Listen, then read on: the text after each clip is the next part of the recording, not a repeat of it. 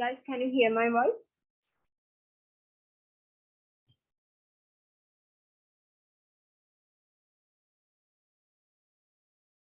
Can you hear my voice?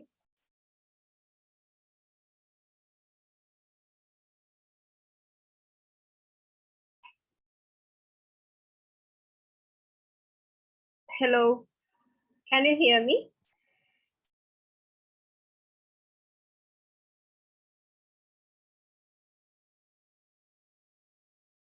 ඇහෙන්නේ නැද්ද කාටවත් මම කතා කරන එක?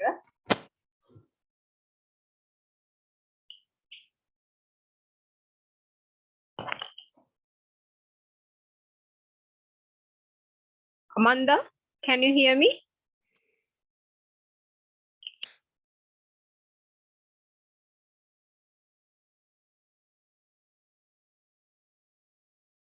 Guys, can you hear me?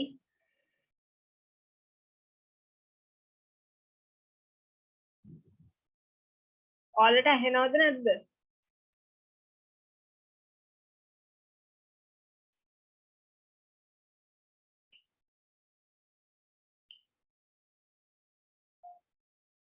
Yes, Dilini?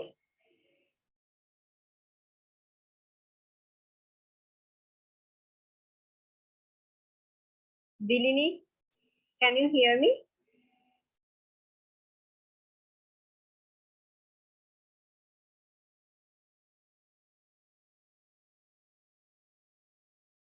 Guys, tell yes or no to start the lecture.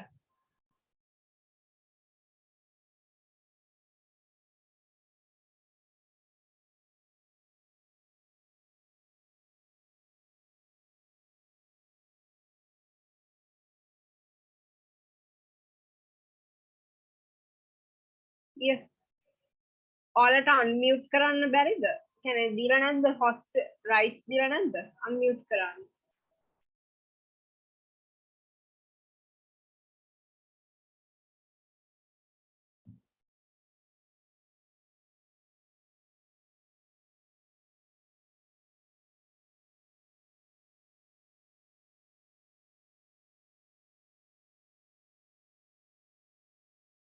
I can see 4 people raise their hands, but I don't know. Yes, Okay, madam. Now, okay, we can hear you. Okay, right. ඔයාලට unmute කරන්න පුළුවන් නේද?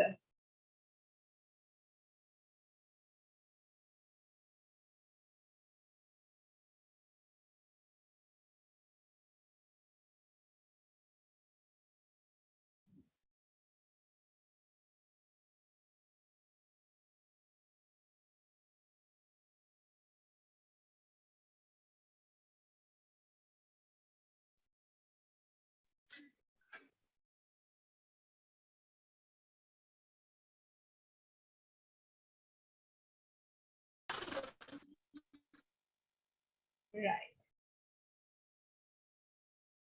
So you can see my screen, no? Yes, ma'am. Yes, ma'am. ඉතල කතා කරපු එක අහුන්නේ නැද්ද ඔයාලට? නෑ Miss මම Meg- උනාට කතා මේ අපිව මේ අපිට මියුට් කර මේ අන්මියුට් කරන්න බෑ මේ මයික් එක. Fine, දැන් issue එකක් නැහැ නේ? දැන් හරි. Now, okay, ma'am. Okay. Right. Great. We can start the lecture. Hope you already got the lecture note. You all have that, right? Like හම්බුණා නේද? Did you all get this?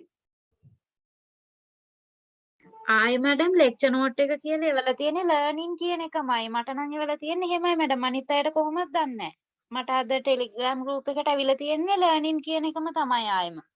මේක ආවේ නැහැ madam.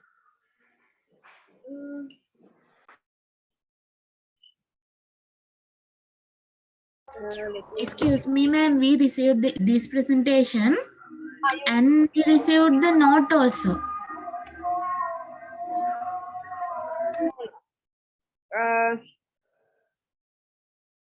So you guys received this perception or learning? No.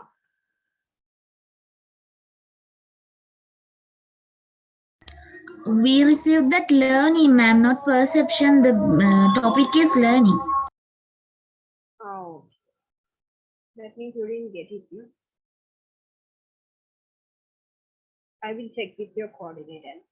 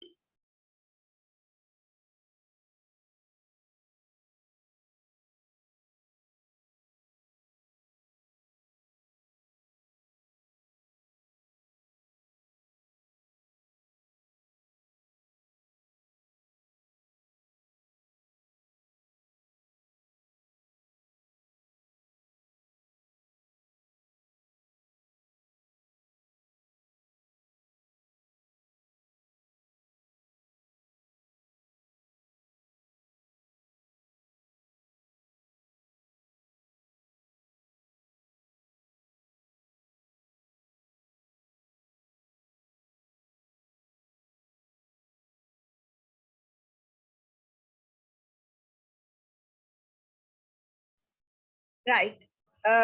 You will receive the note shortly. So let's start the lecture.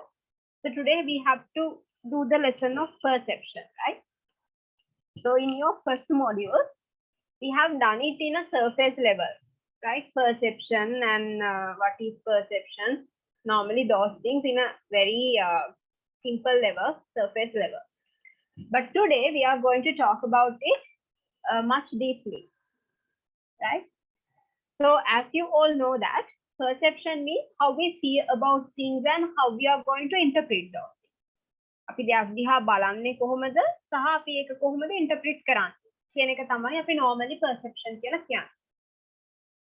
ඒ කියන්නේ අපි එකම දෙයක් දිහා බැලුවත් 10 දෙනෙක් එකම දෙයක් දිහා බැලුවත් ඒ 10 එක එකම විදිහට ඉන්ටර්ප්‍රිට් කරන්නේ නැහැ. ඔයාලට මතක ඇති ඒ මුල් lessons වල introduction to OB වල අපි කතා කරා මේවා තමයි key modules. These are some key modules where we are talking about stress management, perception, personality, those things. So the perception, today we are going to talk about it much deeply, covering important aspects of perception, right? So normally, if two people see things, they do not interpret it in the same way. එක්කෙනෙක් අපි හිතමු එකම දෙයක් ගැන එක්කෙනෙක් එක දෙයක් කියද්දි තව කෙනෙක් ඒක ඉන්ටර්ප්‍රිට් කරන්නේ තව විදිහකට.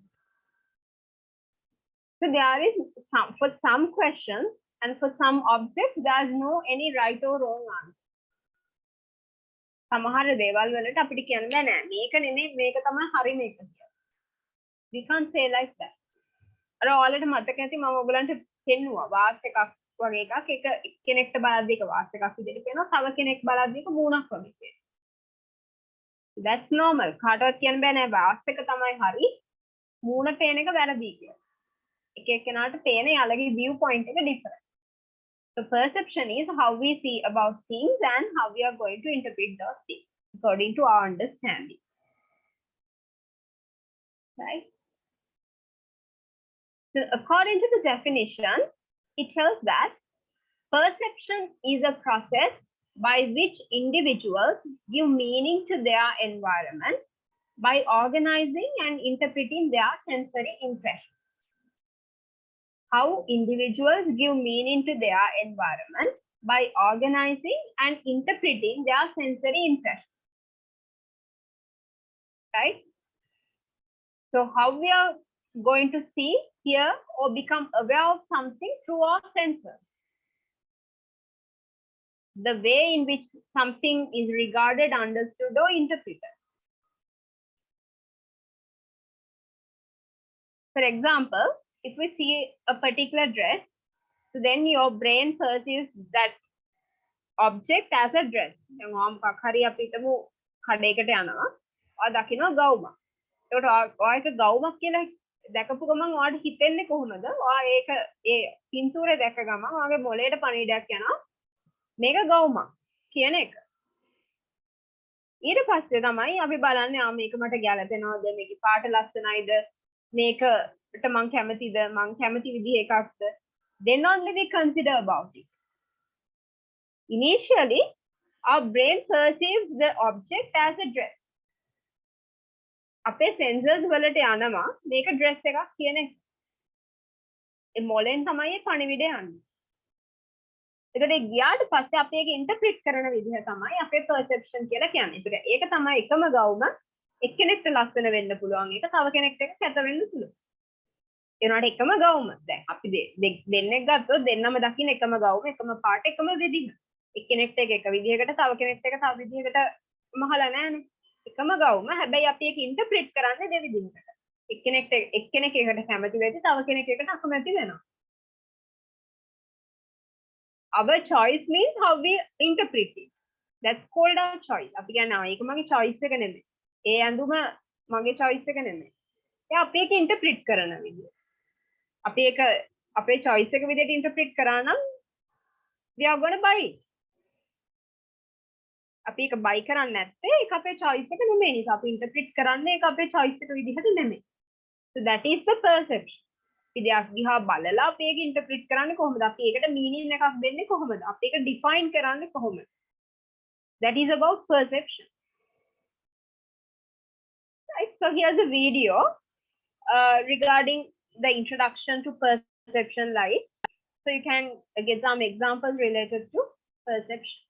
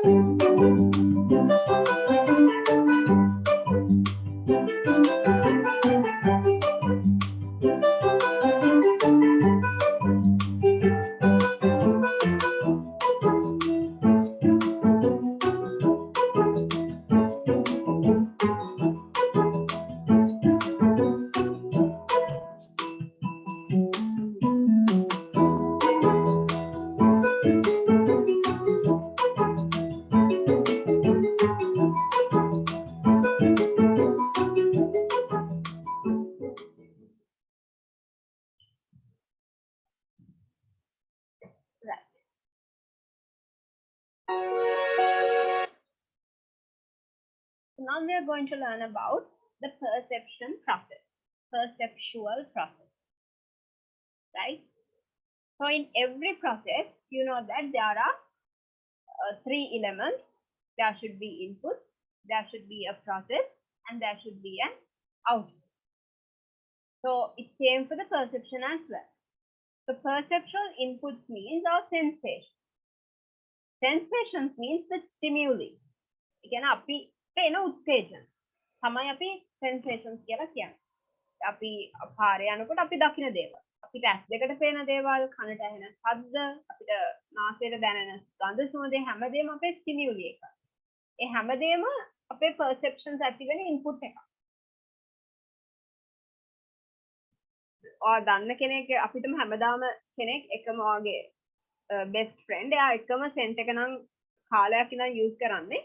එයා ඈත එනකොටම ඔයා දන්නවා එයාගේ සුවඳින් මේ එන්නේ අරයා තමයි. You know that. That is because of his scent. The smell of his scent. So those are sensations. එහෙම නැත්නම් අපි කන හැමදාම කන කෑම එකක සුවඳින් අපිට අඳුර ගන්න පුළුවන් මේක ඒ කෑම තමයි කියලා. So those are the inputs of perceptual process. So then the process is the sensations that we get, we are going to select it in a way, and then we are going to organize it, and finally we interpret it. We receive several sensations from environment, and then we are selected and we are organized it, and then we are going to interpret it. Selecting means then අපිට යද්දි sensations ගොඩක් එනවනේ. අපේ කනට ශබ්ද එනවා, ඇස් දෙකට දේවල් අපි දකිනවා, එක එක සුවඳවල් එනවා. ඒක හැම සුවඳක්ම අපි පස්සේ යන්නේ. ඒකට දැන් ඔය ඔක්කොම වාට දැන් හිතමු වගේ යාළුවාගේ සෙන්ට් සුවඳ එන්න කලින් වාට කොච්චර සුවඳවල් එන්නේ නැද්ද? පාරේ යනකොට වාහනවල දුම එන්නේ. තව මැද්ද යනකොට තව අයගේ සෙන්ට් සුවඳවල් එන්නේ නැද්ද? මට ඔෆිස් එකේ කොරිඩර් එකේ දිගේ ඇවිදගෙන යනවා. හැබැයි ඔයා ඒවා ගැන worry වුන්නේ නැහැ. ඔයා ඒවා ගැන ඉස්සර හිතුවේ නැහැ. ඔයාගේ brain එකට දාගත්තේ නැහැ. ඔයා select කරගත්තේ ඔයාගේ යාළුවාගේ perfume එකේ සුවඳ විතරයි. So you select. You are not going to consider all the stimuli in the environment, but you are going to select some of it. ඔක්කොගෙම අපිට එන හැම දේවල් වලින්ම හැම stimuli වලින්ම හැම උත්තේජන වලින්ම ඔයා select කරගන්න ඔයාට මොකද්ද ඕනි කියන්නේ. ඔයාට ගැලපෙන ටික තමයි ඔයා select කරගන්න. So that is the selecting part. And then after you select it, you organize it in a particular way and you store it in your brain. You organize it into a different pattern and store it in your brain. Now select karagatta. Okay, this is my friend's perfume smell. කෙනෙක් ඔයාට දැනුණා. ඔයාට select කරගත්තා. ඔයාට ආපු අනිත් ඔක්කොගෙම සුවඳවල වලින් ඔයා select කරගත්තා. මේක තමයි මගේ යාළුවාගේ perfume එකේ සුවඳ කියන එක. ඊට පස්සේ ඔයා ඒක මොලේට දාගන්න. So these happens within seconds, guys. මේක මෙහෙම අපි එකිනෙකට කිව්වට මේක එක ක්ෂණයකින් තප්පරයකින් වෙන දෙයක්. තප්පරයක්වත් යන්නේ නැහැ. මිලි තප්පර වලින් මේ හැමදේම වෙනවා. So that's the magic of our mind and our brain. Right? අපි හිතන්නේ නැහැ මේක අපි දිහා බලලා මේක interpret කරනවා. මේක process එකක්. මෙහෙම යනවා. We don't think about it, but it actually happens. That's the magic. අපි ඊට පස්සේ select කරාට පස්සේ අපි okay මේක තමයි යාළුවාගේ perfume එක කියලා. ඒක අපි ඒ එන sensations අපි දාගන්න මොලේට. ඒ එන message එක දාගන්නවා මොලේට. ඒක අපි store කරගන්නේ මොකක් හෝ pattern එකකට. දැන් අපි දන්නවනේ අපි computer එකට data store කරද්දී අපි binary digits වලින් තමයි store කරන්නේ 0 and 1. ඒතර computer එක වගේම තමයි අපේ brain එක. ඒක brain එකට store කරගන්න පුළුවන් එක pattern එකක් තියෙනවා. එක විදියක් තියෙනවා. ඒතර අපි ගන්න දේවල් එයා store කරගන්නේ අන්නේ pattern එකට. computer එකක් binary digits වලින් data store කරගන්නවා වගේ අපේ brain එකත් ඒවා store කරගන්නේ එක pattern එකකට. ඒක තමයි organizing part එක. Right? Guys, give me 1 second.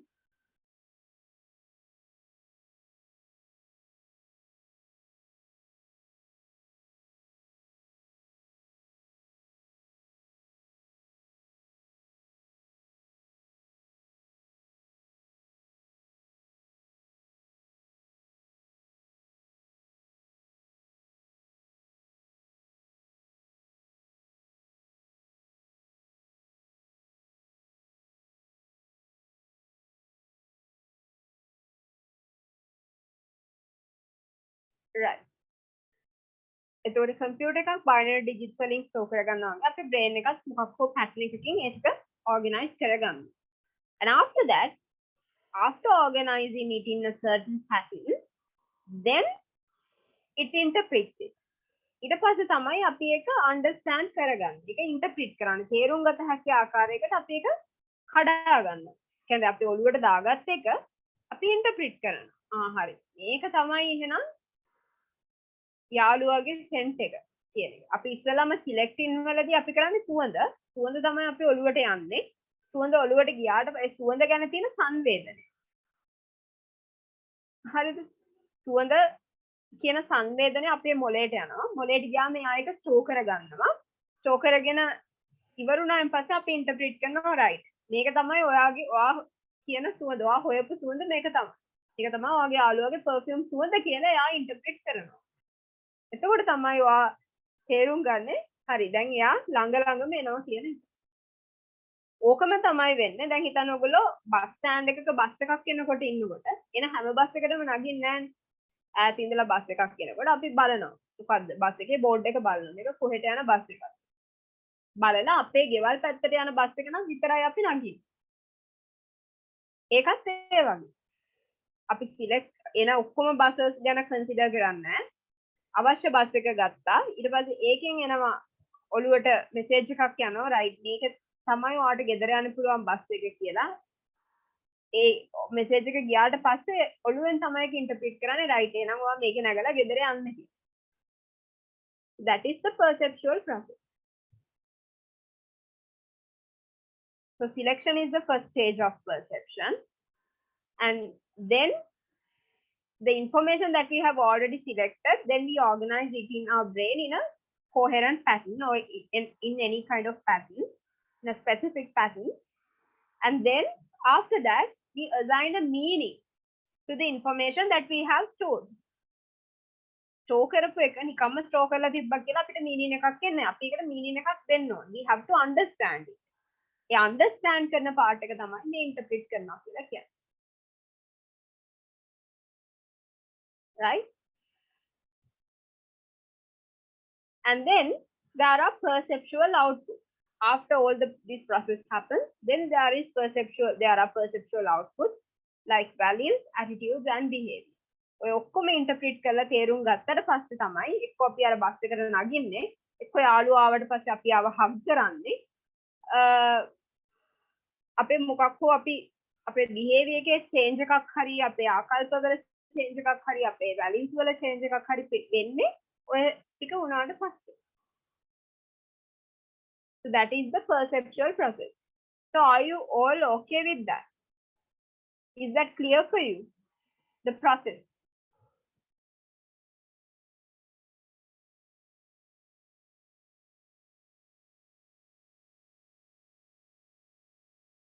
Guys? Yes, ma'am, clear. Right.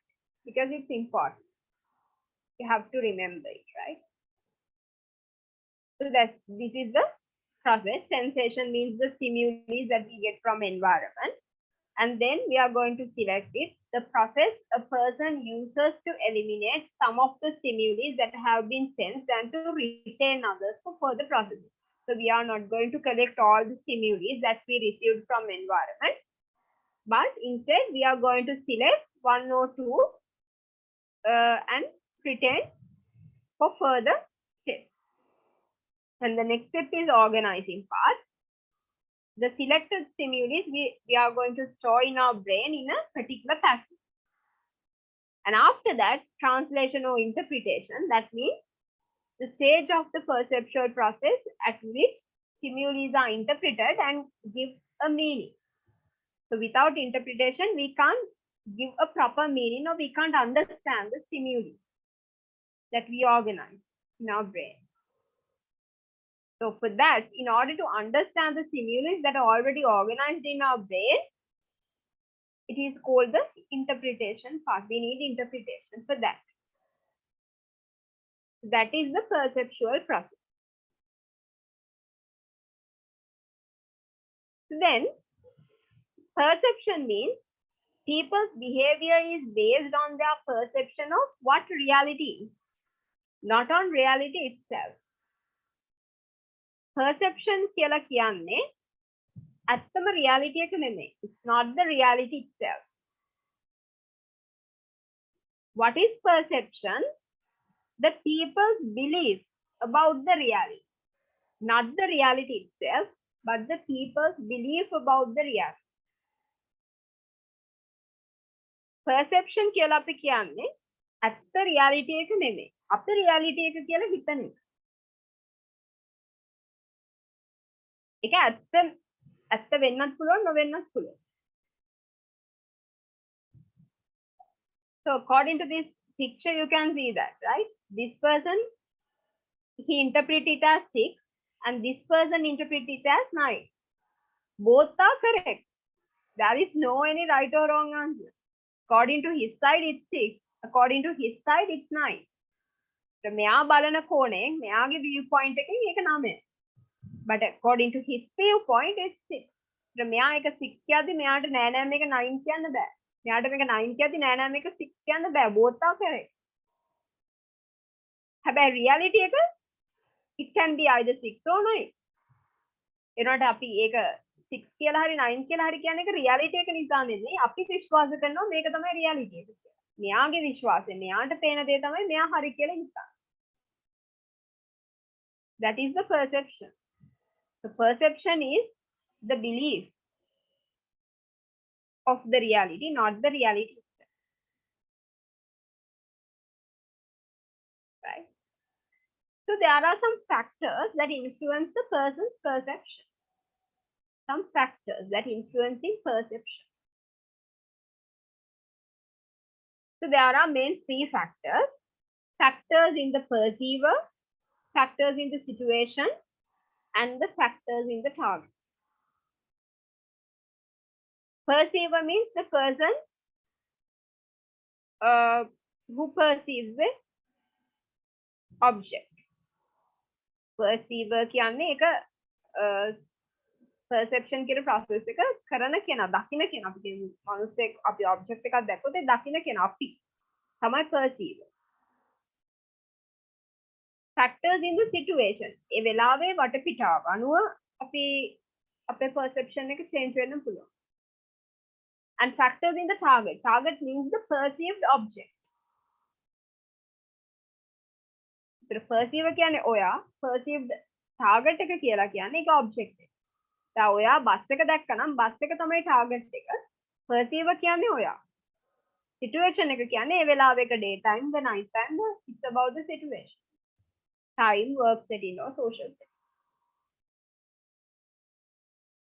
For perceiver, the factors influencing perceiver is the first one, attitude.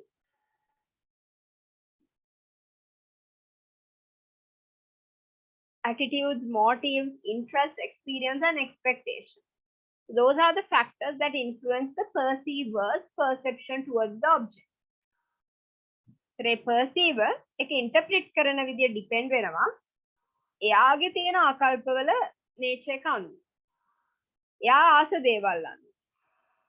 දැන් හිතන්න මම ඇඳුමක් ගන්නකොට ඒ ඇඳුම මම ගන්නවද නැද්ද කියන එක මගේ perception එක තීරණය වෙන්නේ මගේ interest එක අනුව.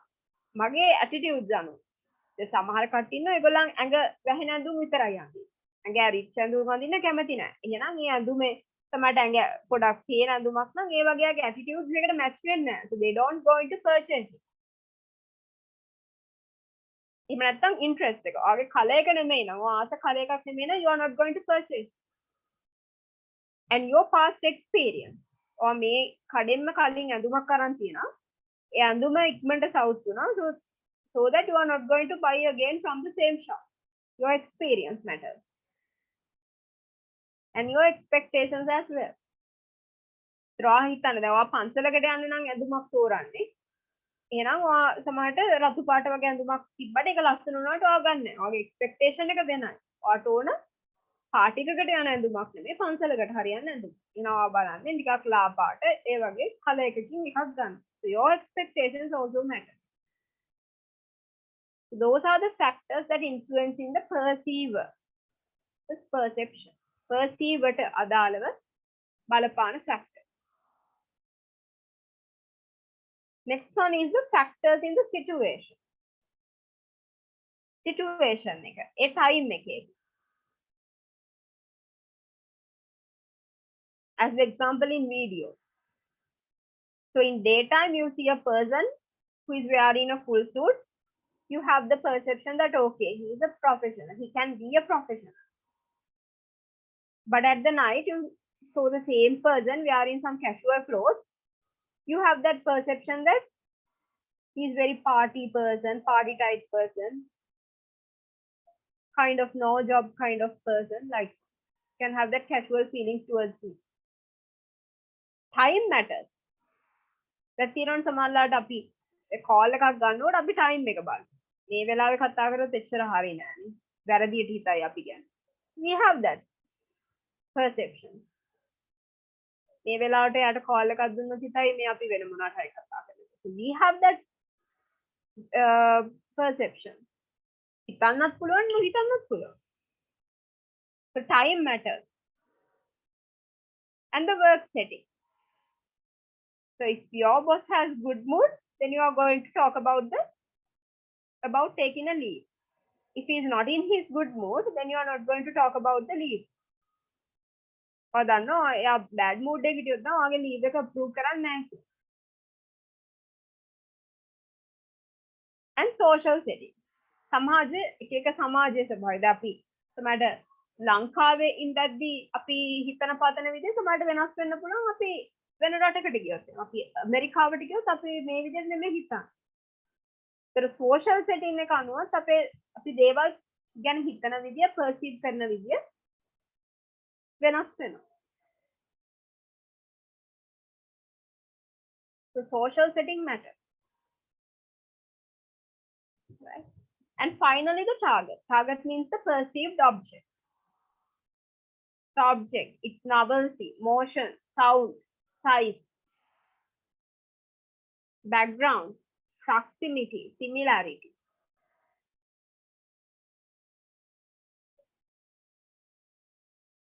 So the object එකේ size එක අනුව අපේ සමහරට අපේ perception එක වෙනස්. ඒකෙන් එන sound එක අනුව සමහරට දැන් හිතන්න අපි මොකක් හරි අපි යනවා මොකක් හරි වාහනයක් ගන්න. ඒ වාහනේ අපේ වාහනේ size එක, color එක, එහෙම නැත්නම් sound එක ඔය ඔක්කොම දේවල් බලනවා අපි purchase කරන්න decision එක ගන්නකොට. So these are the factors in the target. අපි හොයන්නේ සාමාන්‍යයෙන් පොඩි කාර් එකක් නම් ඒ කාර් එකේ size එක ලොකු නම් ඒක අපිට match වෙන්නේ නැහැ. අපි ඒක හොඳ විදිහට perceive කරන්නේ නැහැ. බස් sound එක. ඒකේ sound එක හරි කනට අමිහිරි අර හරි අමාරුයි ඒ වගේ sound එකක් නම් අපි ඒකට කැමති වෙන්නේ නැහැ. That's the factors in related to target. So here we are going to watch a video regarding perceptual process. Then you can clarify it in better way by looking at a video. Because visuals are more important, you can easily remember visuals than words. The perceptual process. Perception is the process of receiving, selecting, and interpreting environmental stimuli involving 5 senses: sight, smell, touch, hearing, and taste. These 5 senses are the first step of the perceptual process, called sensory exposure. The body's first and immediate response to the stimuli comes through the ears, eyes, nose, etc. For example, in regards to marketing, perceiving through vision involves the size, shape, lettering, and color. Perception through hearing utilizes audio associations to a voice or a sound. Marketers focus on things like music and earworms. A third example is touch. In marketing, this sense is typically associated with products with material properties and creates a sense of ownership.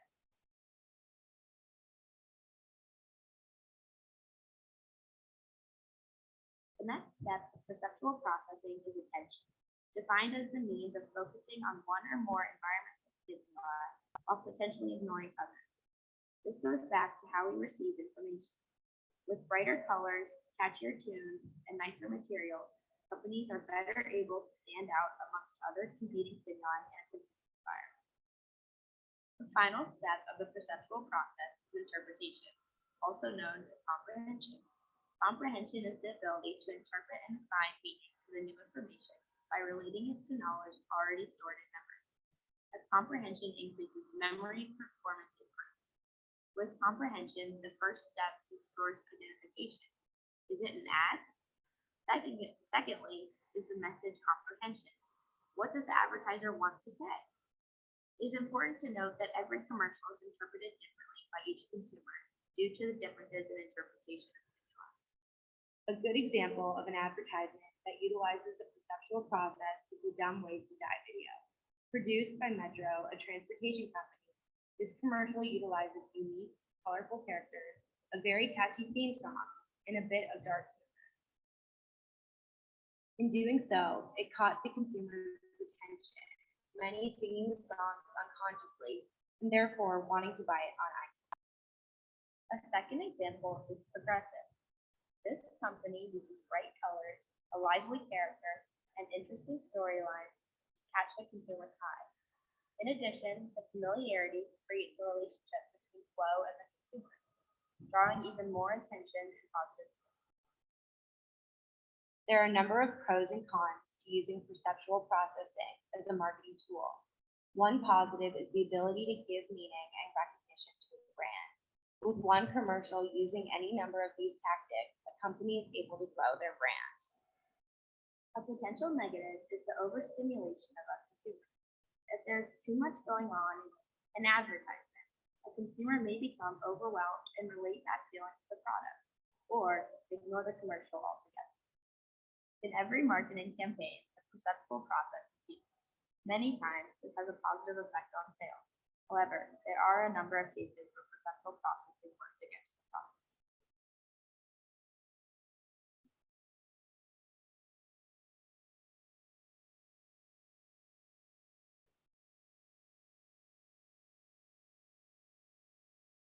Right.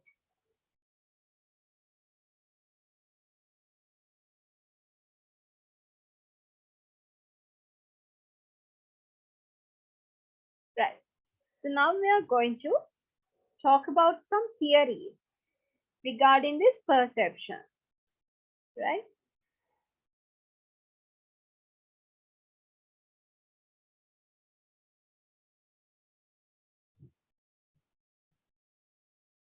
The first one is attribution theory. Attribution theory means judging others, the way we are going to judge others. මේක එක මේ දැන් කතා කරන theories නිසා තමයි අපේ perception එක. ඒ කියන්නේ අපි දේවල් දිහා බලලා ඒක interpret කරන විදිය change වෙන්න හේතු වෙන දේවල් අපිට clarify කරගන්න පුළුවන් මේ theories වල. So when we observe an individual's behavior, we try to develop some explanation of why they behave in certain ways. Right?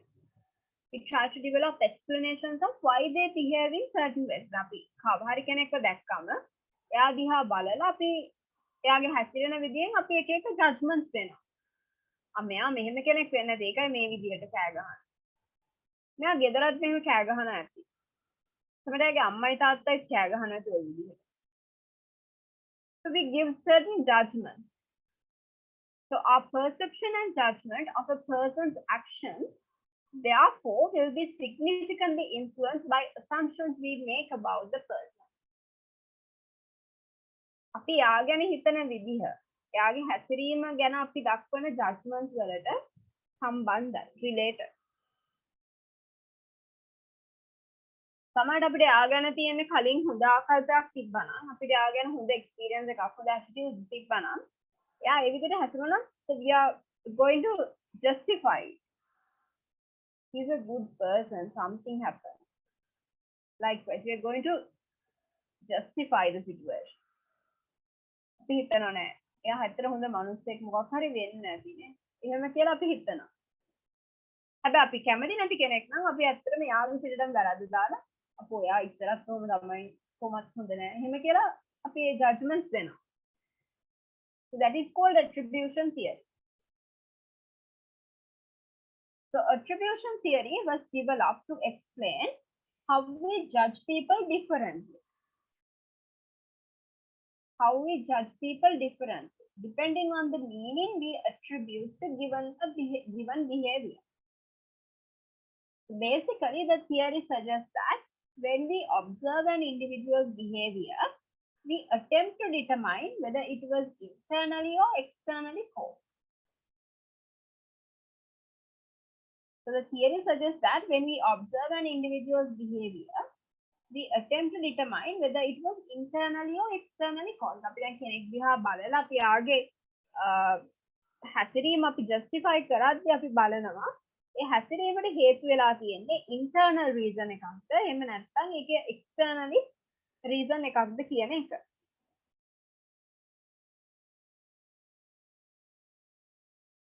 Right? So internal means internal causes are under the person's control. හිතන්න කවුරු හරි කෙනෙක් හරි රණ්ඩු වෙනවා. ඒ රණ්ඩු වෙන කෙනා internal causes නම් ඒ කියන්නේ අපි හිතනවා දැන් අපි judgment එකක් දෙනවා අපි හිතමු අපි යා ගැන අපිට හොඳ ආකල්පයක් තියෙනවා නම් මෙයා සමහරවිට එහෙම කරන කෙනෙක් නෙමෙයි. මොකක් හරි යාට වෙන ප්‍රශ්නයක් තියෙනවා. නැත්නම් අර මනුස්සයා මෙයාව කේන්ති අවසන් වැඩක් කරන්නේ නැහැ. නැත්නම් මෙයා එහෙම කුඹියකටත් කරදර කරන જાති මනුස්සෙක් නෙමෙයි. අපි judgment එකක් දෙනවා. So මොන හරි internal cause එකක් කියලා කියන්නේ ඒකේ මනුස්සයට control කරන්න පුළුවන් දේ. External causes are the causes that person cannot control it.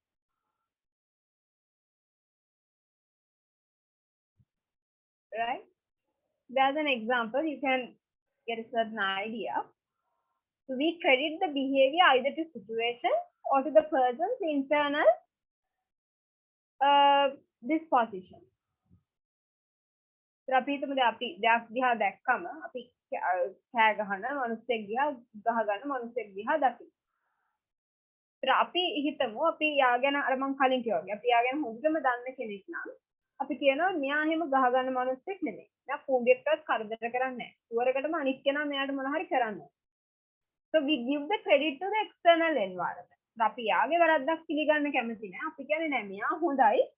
එළියේ හිටපු කෙනා නිසා තමයි මෙයාට මෙහෙම වුනේ.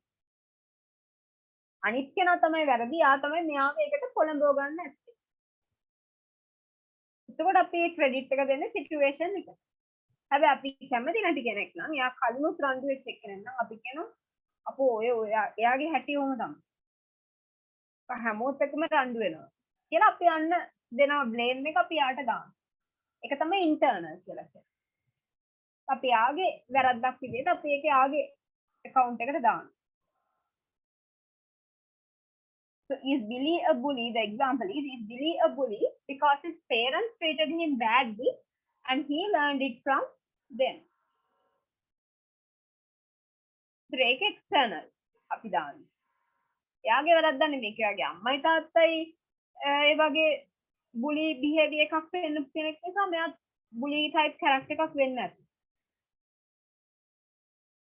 කියලා අපි ඒක external environment එකට දානවා. නැත්නම් ඒක අපි අනිත් පැත්තට කියන්න පුළුවන් oh is Billy a bully because he is just naturally a jerk. එයාගේ අම්මයි තාත්තයි හරි හොඳයි. මේ මනුස්සයාට මෙහෙම වෙලා තියෙන මේ මනුස්සයාගේ වැරද්ද. ඒ වගේ අපි යාගේ වැරද්ද කියලා දානවා. Right? The causation judged through distinctiveness, consensus or consistency. අපි මේ දෙන judgment එක base වෙනවා මෙන්න මේ reasons තුන මත. Distinctiveness, the uniqueness. Suisheshatve, and the consensus, the agreement, and the consistency, whether it has a continuous flow like that, අනුකූලතාවය in Sinhala we call it. So let's talk one by one. First one is distinctiveness, the uniqueness. It refers to whether an individual displays a behavior in many situations or whether it's particular to one situation. මම කිව්වා වගේ කලින් ගහගන්න එක්කෙනෙක්ව දැක්කම අපි යාට judgement එක දෙන්න කලින් අපේ ඔළුවේ වැඩ කරන දේවල් ටිකක් තමයි මේ. අපි හිතමු අපි එක්ක කියනවා නෑ මෙයා හරි හොඳයි එක්ක අරයා නිසා තමයි මෙයාට මේක උනේ. එහෙම නැත්නම් අනිත් පැත්තට කියනවා අපෝ මෙයා කොහොමත් ඔය වගේ කෙනෙක්. ඔය ජජ්මන්ට් එක දෙන්න මෙන්න මේ කියන රීසන්ස් තමයි හේතු වෙන්නේ. First one is distinctiveness. මේ විදිහට මෙයා මේ එක දවසක්ද මෙහෙම වෙලා තියෙන්නේ නැත්නම් මේ හැමදාම මේ වගේ similar behavior එකක්ද පෙන්නන. So whether an individual displays a behavior in many situations or whether it's particular to one situation. කියන්නේ හැමදාම ගහ ගන්න කැරක්ටර් එකක්ද නැත්නම් මෙයා මේ අද විතරද මෙහෙම දැක්කේ. අද විතරයි නම් දැක්කේ අපි ගොඩක් වෙලාවට blame එක දාන්න external. හැබැයි හැමදාම මෙහෙම එක්කෙනෙක් නම් අපි internally blame එක දානවා.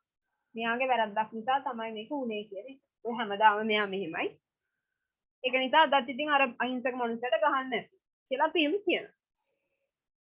හැබැයි ඕක කවදාවත් වෙලා නැතුව අද first time වුණා නම් කියන නෑ මෙයා කවදාවත් එහෙම කරන කෙනෙක් නෙමෙයි. අනිත් කෙනාගේ වැරද්දක් නිසා තමයි එහෙම උනේ. That is the distinctiveness. A behavior එක හැමදාම පෙන්නනවාද? හැම වෙලාවකදී මෙයා පෙන්නනවාද? නැත්නම් ඒක ඒ situation එකට විතරක් particular වෙච්ච දෙයක්. Next one is consensus, unanimity. If everyone who's faced with similar situation responds in the same way. ඒ කියන්නේ එකම තත්යකට මුහුණ දෙන හැමෝම එකම විදිහකට ප්‍රතිචාරය කියනවා.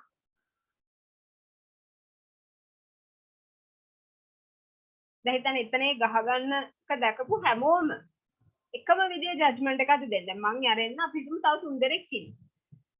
ඒ රණ්ඩුව දකින ඉතුරු 3 දෙනාම කියනවනම් අර මිනිස්සයාගේ තමයි වැරද්ද ගහගත්ත මිනිස්සයා තමයි වැරද්ද. එයා ඉස්සරින් නම් ඔහොමයි කියනවනම් මගේ ජජ්මන්ට් එකත් ඒකට සිමිල. අර 3 දෙනාම කියන නිසා මමත් හිතන ඔව් ඇත්ත වෙන්නේ නැති. 3 දෙනෙක් කියනවනේ. අර මැජොරිටි එක අනුව අපි අපේ ඩිසිෂන් එක චේන්ජ් කරගන්න. ජජ්මන්ට් එක වෙනස් කරගන්න. හැමෝම කියනවා නම් ඒක එහෙමයි කියලා අපිත් හිතනවා හරි ඒක එහෙම තමයි. Because everyone believes, I also believe in the same way. හැබැයි හැමෝම කියනවා නෑ මේ මිනිස්සයාගේ නම් 100ට ඔය වැරද්ද වෙන්න බෑ කියලා. මම මගේ හිත කිව්වත් නෑ එයාගේ තමයි වැරද්ද කියලා නෑ මම පොඩක් දෙපාරක් කල්පනා කරනවා. හැමෝම කියන නිසා නම් ඒක එහෙම නෙමෙයි වෙන්නේ කියලා. So that is the consensus. Third one is consistency. Does the person engage in the behavior regularly and consistently? Does the person respond the same way over time?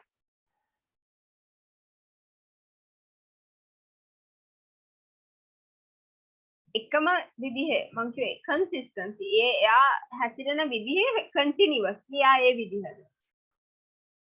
හැමදාම එයාගේ ස්වභාවය ඔය වගේ. ඔවුනම් ඒක එයාගේ වැරද්දක් විදිහට අපි දාන internally. එයාගේ පිටට අපි වැරද්ද දාන. හැබැයි කලාතුරකින් වෙච්ච දෙයක් නම් වෙනදට එහෙම කෙනෙක් නෙමෙයි නම් අපි එයාගේ පිටට වැරද්ද දාන්නේ අපි environment එකේ තමයි වැරද්ද දාන්නේ externally. අරයා නිසා තමයි මෙයාට මෙහෙම උනේ කියලා අපි ඒක justify කරනවා. That is the consistency. Right?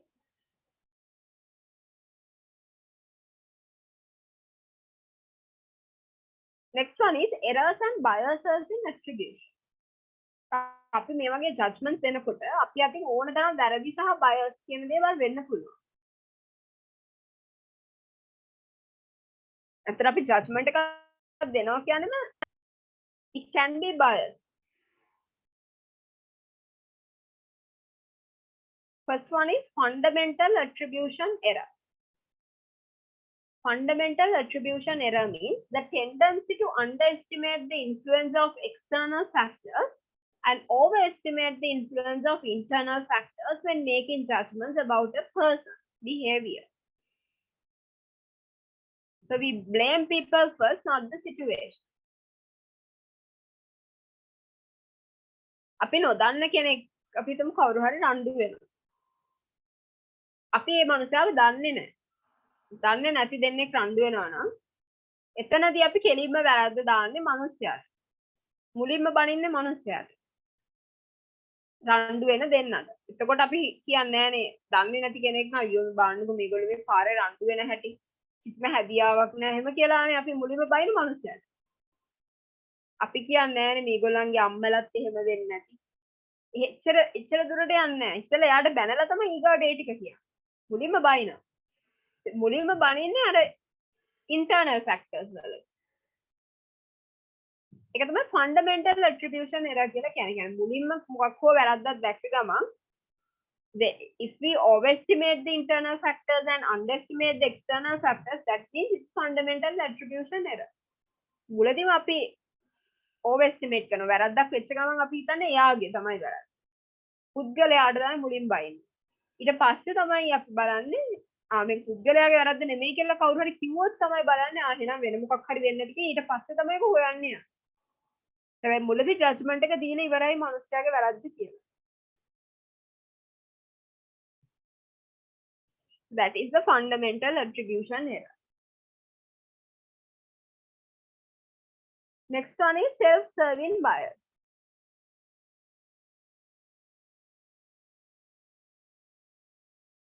The tendency for individuals to attribute their own successes to internal factors while putting the blame for failures on external factors.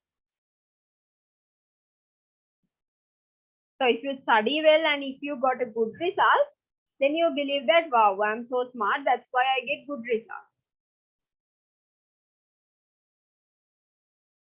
But if the other side happens, you don't want to believe that you are not that much smart.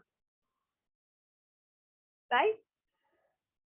කැමති නෑ එක පිළිගන්නවා මේ පාඩම් කරපු නැති නිසා තමයි මට බෑඩ් ග්‍රේඩ් එකක් හම්බුනේ කියලා. කියන්නේ ටීච් උගන්වනවා මට තේරෙන්නේ නෑ. එයා උගන්වනවා හරි නෑ. එයා කියනවා මට තේරෙන්නේ නෑ. ඇත්තටම එයා කියන තේරෙනවා. හැබැයි ඔයා පාඩම් කරලා නෑ. ඒකව පිළිගන්න කැමති නෑ. ඉස්කෝලේ ලකුණු අඩු වුණාම ගෙදර ඇවිල්ලා කියන්නේත් එහෙමනේ. වැඩක් නෑ, තේරුන්නේ නෑ. ඒ ටීචර් කියලා දෙන ඒවා හරියන්නේ නෑ. අපි කොයි වෙලාවෙත් අපි වැරදි කියන පිළිගන්න කැමති නෑ. So that's called the self-serving bias. හරි ගියොත් අපි අපිට ක්‍රෙඩිට් එක දෙනවා. වැරදුනොත් අපි ඒක කාගේ හරි පිට පටව. external factors වලට දානවා. එක්ක ඉස්කෝලේ හරි නෑ කියනවා, නැත්නම් උගන්නන මිනිස්සු හොඳ නෑ කියනවා. උගන්නන එක තේරෙන්නේ නෑ කියනවා, නැත්නම් ඔයාගේ පෞද්ගලික තරහක් පිරිමැහුවා කියන මොන හරි කියනවා. වැරදුනොත්. ෆේලියර් එකක් වුණොත් අපි ඒක අපේ පැත්තට දාගන්නේ නෑ. අපේ වැරද්දක් කියලා අපි පිළිගන්නේ නෑ. Even if it's our failure, even if it's our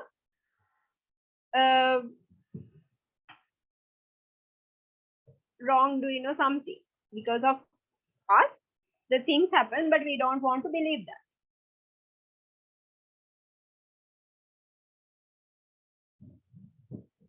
Because of my weakness, I got bad results because of my weakness. But I don't want to believe that. I always blame external factors for my failure. That is the self-serving bias.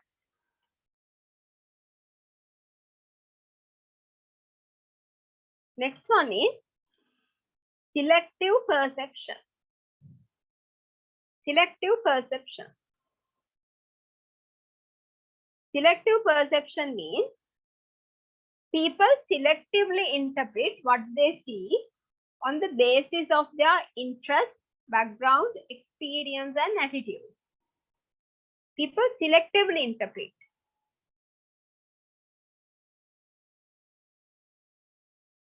Right? For example, in a classroom, sometimes the teachers have their favorite students.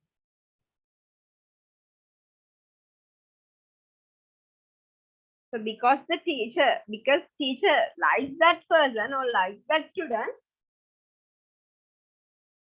she doesn't want to see the bad thing about her student, about her favorite student. So එයා කොච්චර සමාඩ වැරද්දක් කරත් එයා ඒක neglect කරනවා. එයාගේ favorite student නිසා. ඒක තමයි selective perception කියලා කියන්නේ.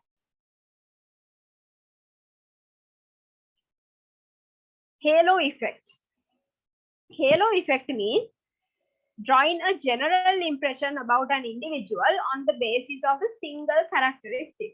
මොකක් හරි එක reason එකක් මත පදනම් වෙලා ඒ පුද්ගලයාට දෙන චරිත සහතිකයක්. එක හේතුවක් මත පදනම් වෙලා. අපි හිතමු හරිම හොඳයි.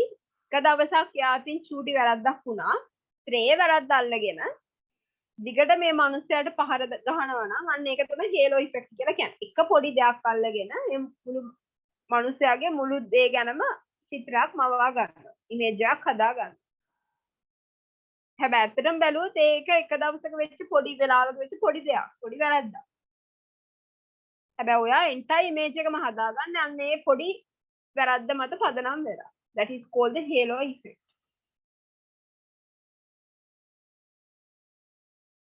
Next one is contrast effect. Contrast effect. Evaluation of a person's characteristics. Contrast means the different effects. Opposite things. Contrasting things. Not related. The evaluation of a person's characteristics that are affected by comparisons with other people recently encountered who rank higher or lower on the same characteristics. For example, in a classroom, there are bright students as well as weak students. So then, teacher කොහොමද මෙයා bright මෙයා weak කියලා හොයන්නේ? එක්ක marks වලින් එක්ක perform කරන විදිහේ එයා contrast කරගන්නවා, categorize කරගන්නවා. හරි. මේගොල්ලෝ මේ set එක bright, මේ set එක weak කියලා. අනිත් පැත්ත එක compare කරලා අපි එනවා judgment එකකට. These students are better than the other students. These are my favorite batch. කියලා අපි හදා ගන්නවා ටිකක්. Contrasting. මේගොල්ලෝ හොඳයි, මේගොල්ලෝ නරකයි. මේ කට්ටිය තමයි මගේ favorite කට්ටිය, මේ කට්ටියට මම කැමති නැහැ. Contrasting effect. These are not good. So we should avoid these things. Right? Next one is stereotyping. Judging someone on the basis of one's perception of the group to which that person belongs. Stereotyping. අපි හිතනවා අර ඒක නිකන් අර පහුගිය කාලේ අපි කිව්වේ හැම මුස්ලිම් මිනිස්සෙක්ම අන්තවාදී. That's stereotyping. එහෙම අපිට කිසිම කෙනෙක්ව ජජ් කරන්න බෑ. That's wrong. අපි ජජ් කරනවා එක්කෙනෙක්ගේ මොකක් හරි එක කවුරු හරි එක කෙනෙක් කරපු වැරද්දක් නිසා අපි මුළු සමස්ත කට්ටියවම ජජ් කරනවා. එක මිනිස්සෙක්ගෙන් අපිට වෙච්ච වැරද්දක් නිසා අපි කියනවා පිරිමි ඔක්කොම හරියන්නේ. ස්ටීරියෝටයිප්. හැමෝම එක වගේ. වැඩක් නැහැ. එහෙම කියනවා. So that's stereotyping.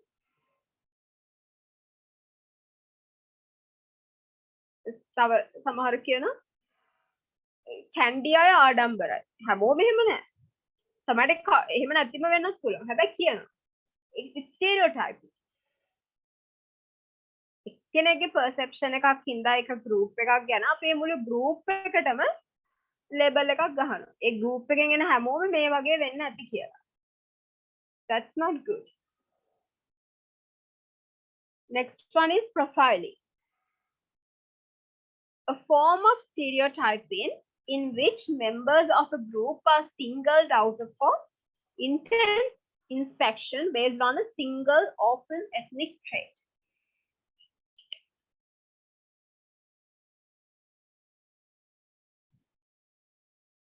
මෙතනදි කියන්නේ අර වගේම එකක් තමයි. එක කණ්ඩායමක තියෙන එක පොඩි දෙයක් මත පදනම් වෙලා, ඒ කියන්නේ මේ ස්ටීරියෝටයිපින් වලම එකක් තමයි මේ ප්‍රොෆයිලින් කියලා කියන්නේ. ඒ පොඩි දේමත් එක කණ්ඩායමක පොඩි දෙයක් නිසා අපි මුළු කණ්ඩායමටම දෙනවා ලේබල් එකක්. දැන් අපි කියනවා ඩ්‍රයිවිං සමහර කට්ටියගේ මතයක් තියෙනවා ඩ්‍රයිව් කරන්න පුළුවන් පිරිමියන්. ගෑනුවාට ඩ්‍රයිව් කරන්න බෑ. that's stereotype. පිරිමියාට වඩා හොඳට ඩ්‍රයිව් කරන ගෑනුවෝ ඉන්නේ. right? සමහරව තව දේවල් කියන මොන හරි. පිරිමි ළමයෙක් වුණාම අඬන්න හොඳ නැහැ. that's stereotype. එහෙම කොහෙවත් කියලා නැහැ. අපි දෙනවා එක ලක්ෂණයක් මත පදනම් වෙලා අපි මුළු කට්ටියටම ලේබල් එකක් ගහනවා. ඒක තමයි ස්ටීරියෝටයිප් ටයිපින් කියලා කියන්නේ.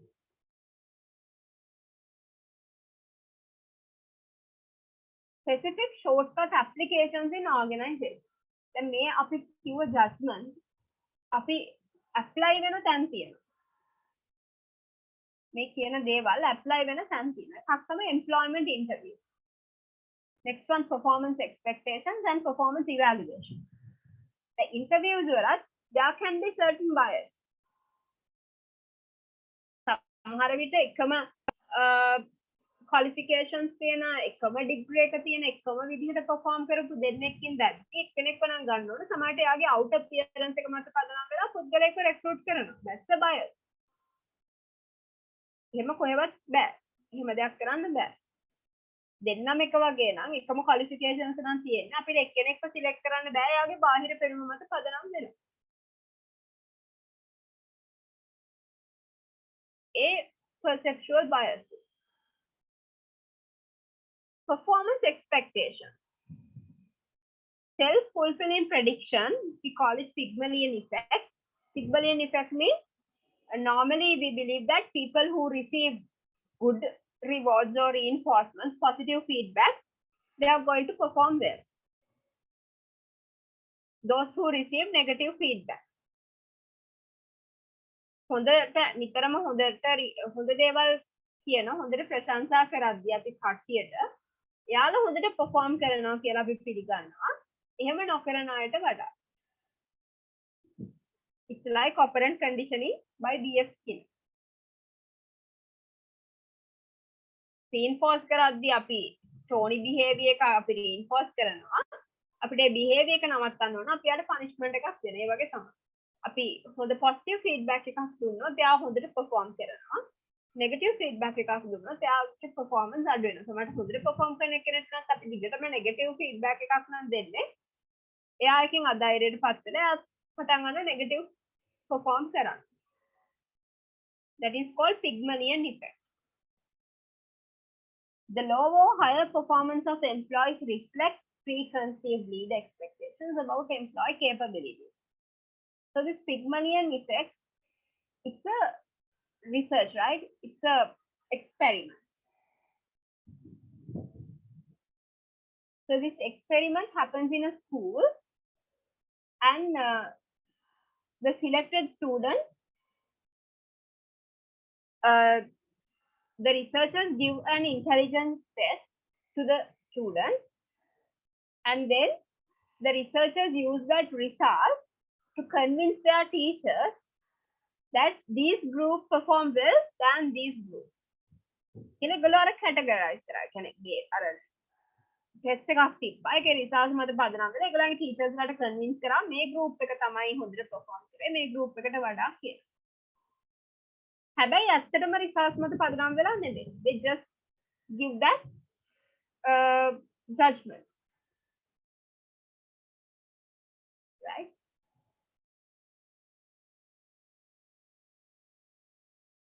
ඊට පස්සේ දැන් අර හොඳයි කියපු කට්ටියට දැන් ටීචර්ස් ලාගේ ඔළුවේ තියෙනවා perception එකක් right. They are bright students. කියලා ඒගොල්ලෝ එයාලගේ full capacity එකෙන් ඒ ළමයිට උගන්වන්න පටන් ගත්තා. හොඳ feedback දුන්නා. හැබැයි ඇත්තටම ලකුණු මත නෙමෙයි ඒගොල්ලෝ කොටස් දෙකකට බෙදුවා randomly. They randomly group the students. හැබැයි ටීචර්ස් ලාට කිව්වේ මේක අර ඉස්කෝලේ යන කාලේ අපේ තියෙන best class එකක් කියලා. අර ඒ වගේ. කොහොම මේගොල්ලෝ තමයි best අය. ඊට පස්සේ ආයේ කාලෙකින් ආයි මේගොල්ලන්ගේ feedback මෙයාලගේ performance බැලුවා ඇත්තටම අර රිසල්ට් නැතුවත් බෙස්ට් කියලා කියපු අය ඊට පස්සේ ඇත්තටම රිසල්ට් අරන් බලද්දී ඇත්තටම යාළුවා තමයි බෙස්ට් වෙලා තියෙන්නේ. අනිත් අයට වඩා. ඒ මොකද අරගොල්ලෝ බෙස්ට් කියලා හිතාගෙන ටීචර්ස්ලා ඒගොල්ලන්ට හොඳට උගන්වලා ෆුල් ඒගොල්ලෝ මහන්සි වෙලා ඒ ළමයි වෙනුවේ. ඒ නිසා ඇත්තටම අන්තිකේ ළමයිනුත් ගේ විශ්වාසයක් තියෙනවා right we are smart කියලා. එහෙම ඔළුවේ තියෙන විශ්වාසය. ඒක නිසා ඒගොල්ලොත් ෆුල් study මේ learn කරන්න contribute වෙනවා. ඒක නිසා යාළුවගේ performance ඇත්තටම up වෙලා තිබ්බා ඒ period එකෙන් පස්සේ. initially ඒක මේ බෙදුවේ යාළුවගේ results මත නෙමෙයි නිකන් තමයි ටීචර්ස්ලාට කිව්වේ මේගොල්ලෝ තමයි හොඳට perform කරන්නේ කියලා. හැබැයි ඇත්තටම මාස 8කින් පස්සේ ඇත්තටම results අරන් බලද්දි ඒ කට්ටිය තමයි ඇත්තටම perform කරලා තියෙන්නේ. ඒ මොකද අර ටීචර්ස්ලාගෙන් දෙන positive feedback එක නිසා those students performed well. Performance evaluation. You know that in every organization, the performance appraisals happen in once a year or once in 6 months. So, right? So basically, appraisals are very judgmental. The company appraiser මත තමයි appraiserගේ appraiser වලට කොච්චර කැමතිද කියන එක වань තමයි ඔයාගේ මේ මාක්ස් තීරණය වෙනවා. company එක ඔයා කොච්චර හොඳට වැඩ කරත් එයාත් එක්ක මොකක් හරි තරහක් තියෙනවා නම් සමහරට ඔයා කොච්චර හොඳට වැඩ කරත් ඔයාට හොඳට perform කරා කියලා දෙන්නේ නැහැ recommendation. ඒක තමයි ඒ වගේ වෙලාවට තමයි bias කියන එක ඇවිත් real life එකේ apply වෙන තැන. But these things are not good. We have to avoid all kind of bias.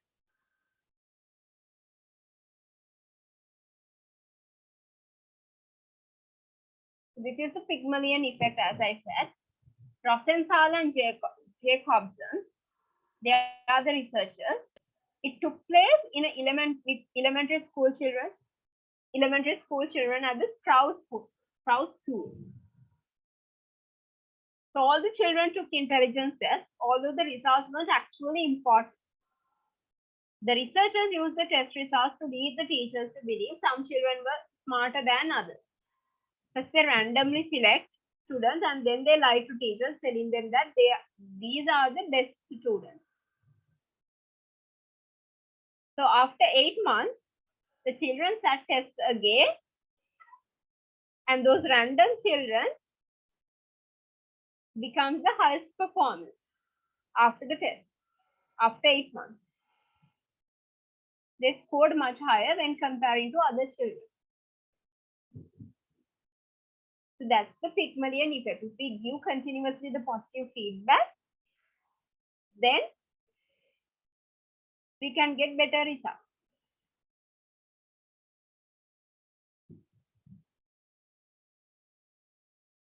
So that's the Pygmalion effect.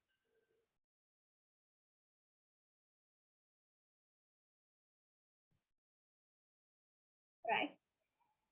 So let's write a small note before coming to the next topic.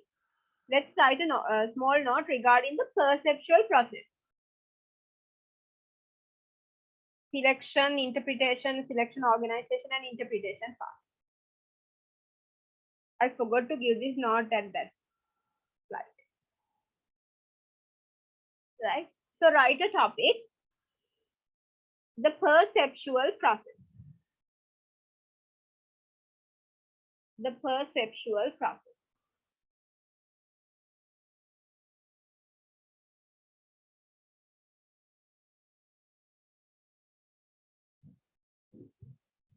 Under that, write as a paragraph. The perceptual process. The perceptual process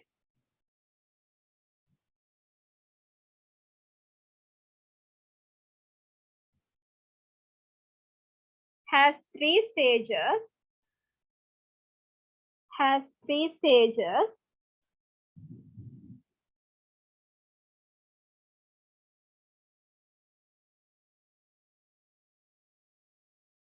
Such as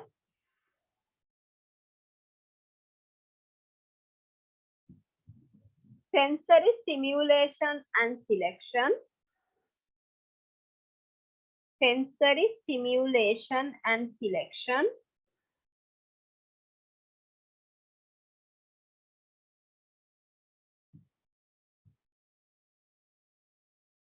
comma, organization,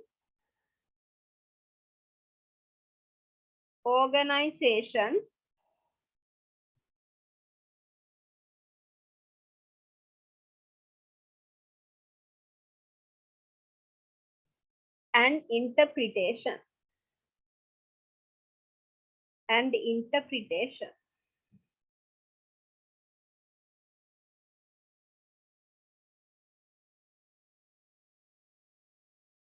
Full stop.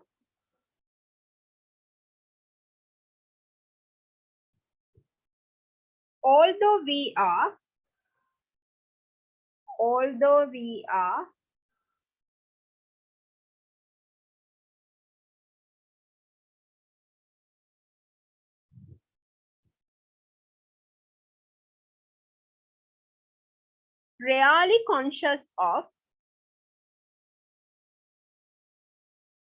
really conscious of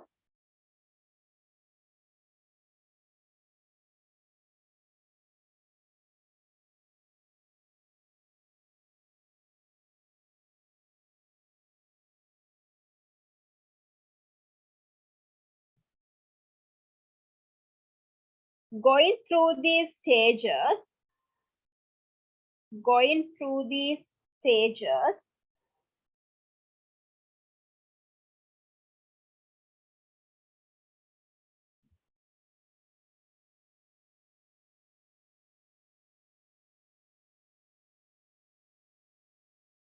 distinctly,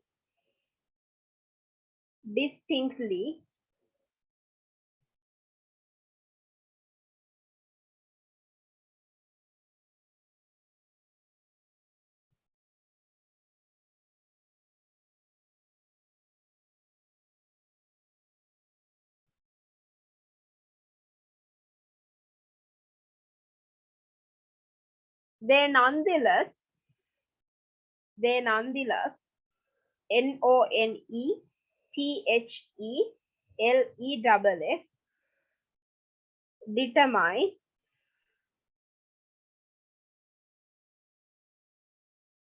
determine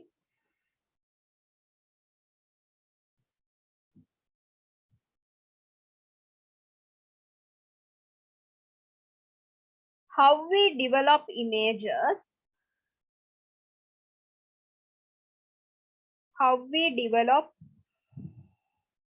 images,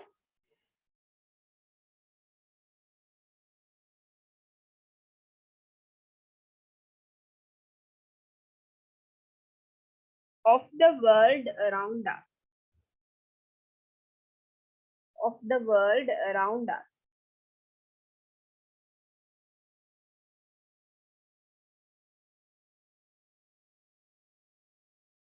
So the first one is sensory stimulation and selection. First one, sensory stimulation and selection.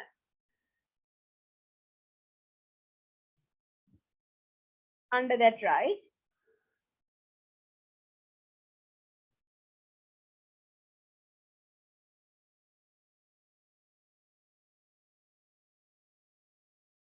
Sorry, ma'am, can you repeat it again? Sensory simulation and Selection.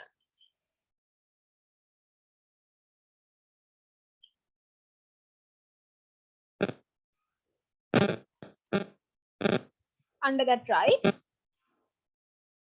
Sensory stimulation is self-defining. Sensory stimulation is self-defining.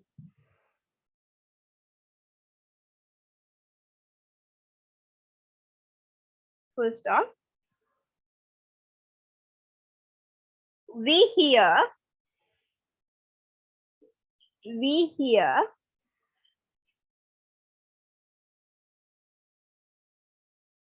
comma, touch, comma, taste, taste, comma, see or smell, see or smell,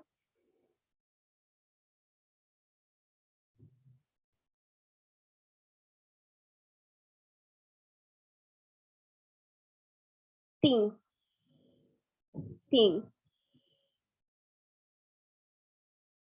Full stop.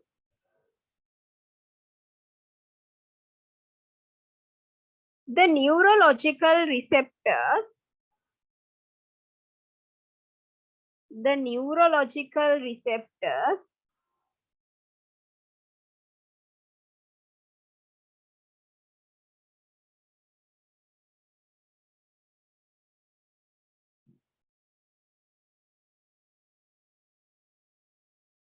Sorry, ma'am. The neurological. receptors, receptors, receptors,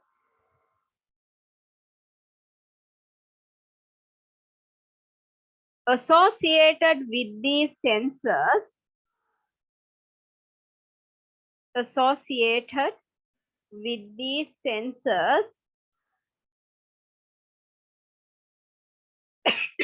sorry,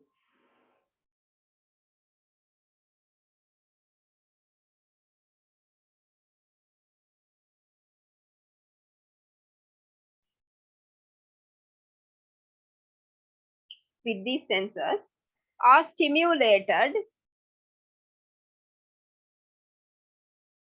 are stimulated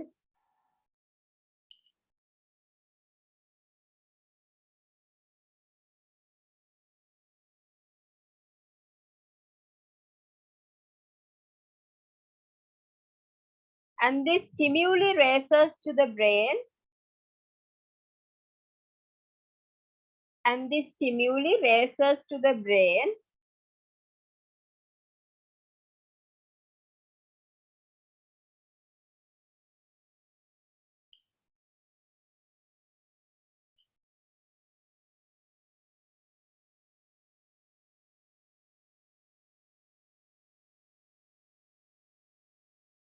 for processing,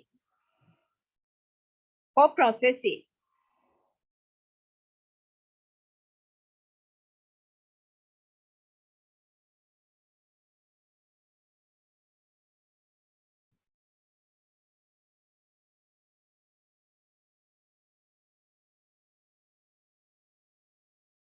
However, there is a problem.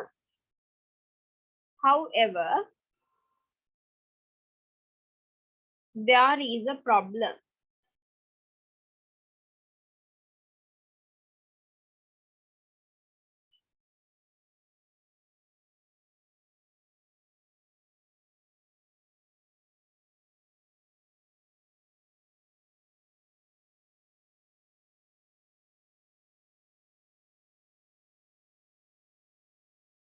Full stop.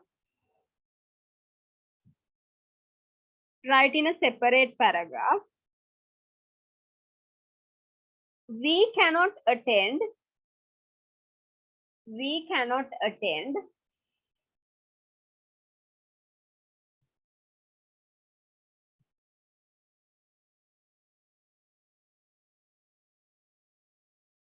to all the stimuli,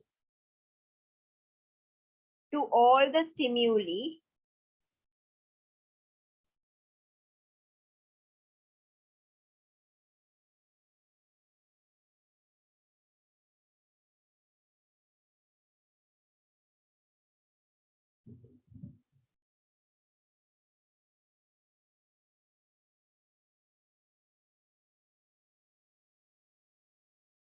we experience, we experience.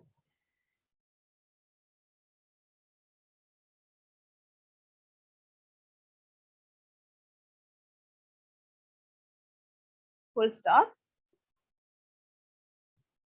Given the sheer quantity of, given the sheer quantity of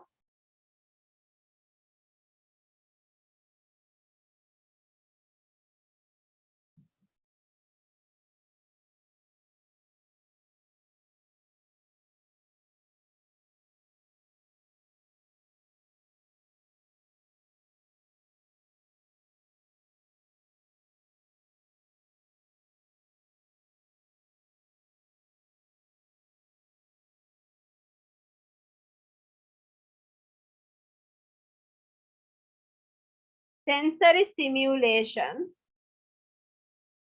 sensory stimulation, comma,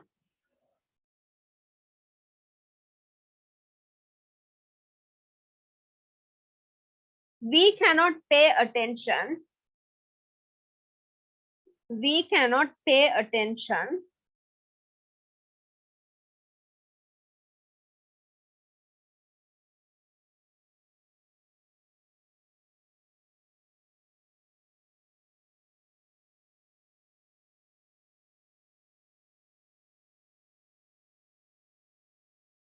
to all of it, to all of it.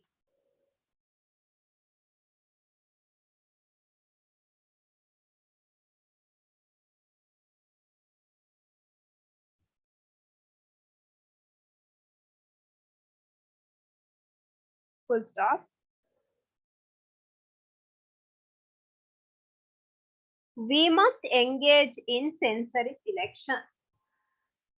We must engage in sensory selection.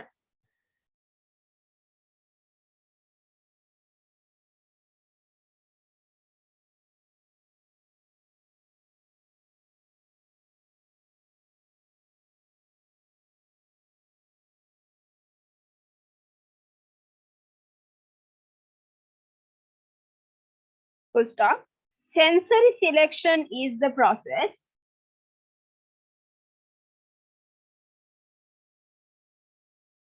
sensory selection is the process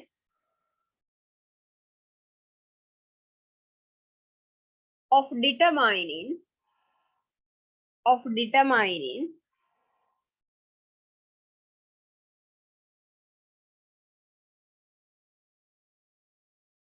which stimulus gets our attention, which stimulus gets our attention,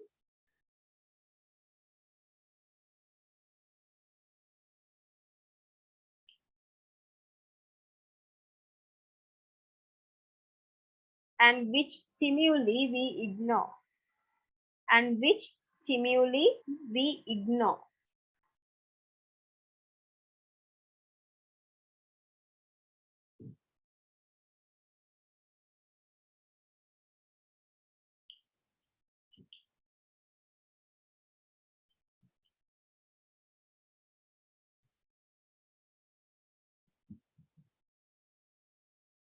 Then write the second one, organization.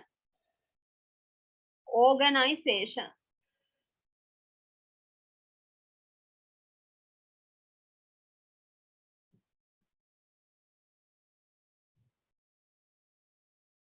Under that, write,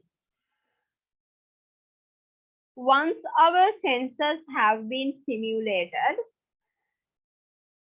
once our senses have been stimulated,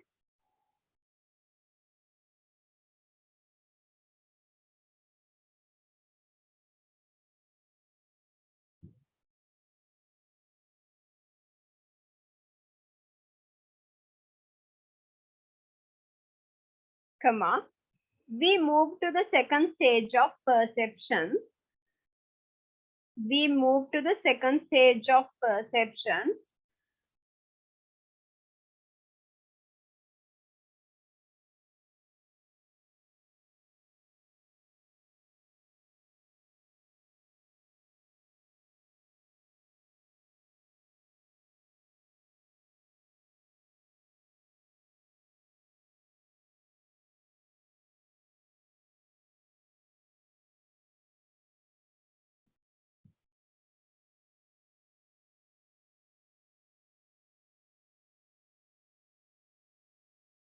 Comma, organization. Organization.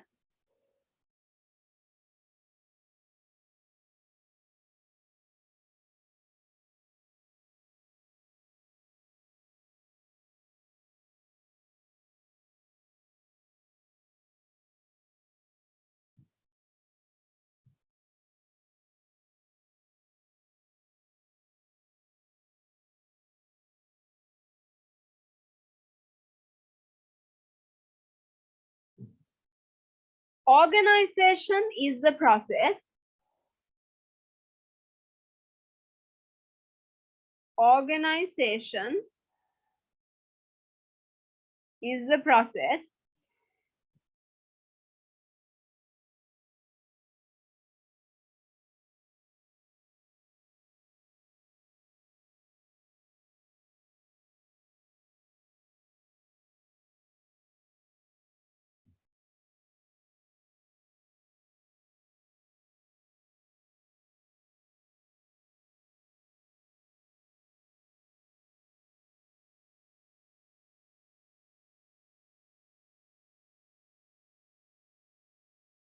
of taking the stimuli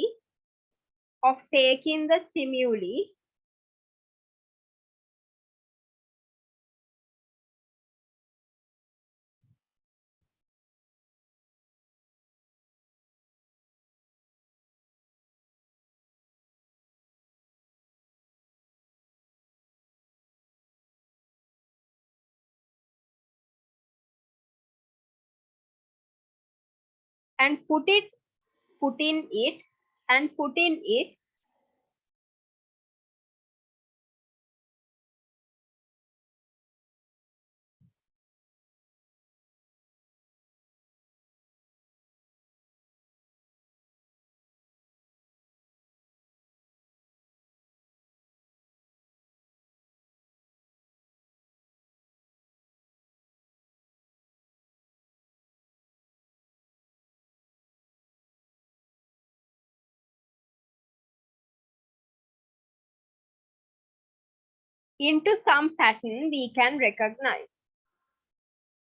into some pattern we can recognize.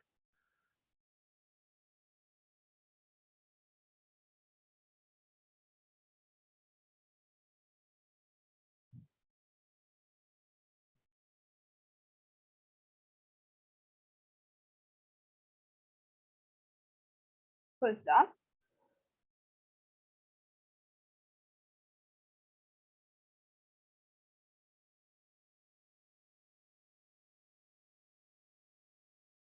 for an example,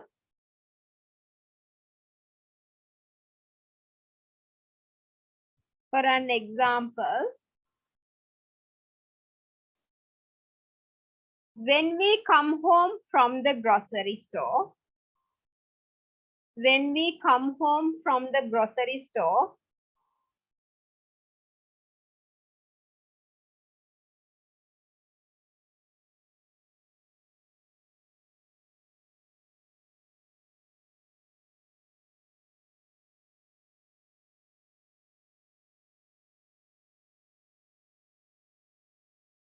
with several bags,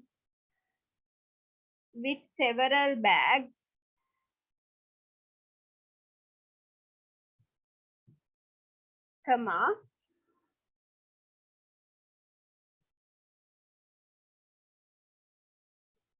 we sort these bags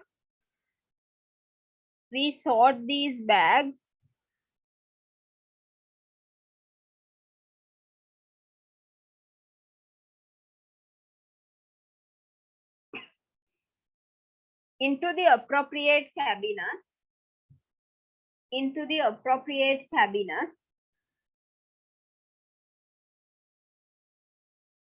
comma, organizing the items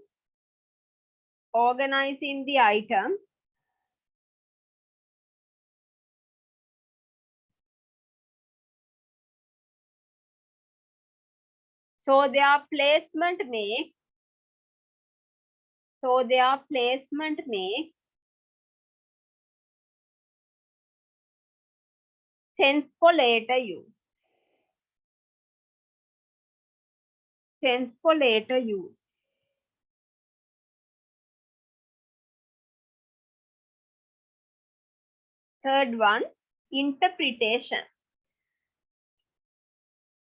Third one, interpretation.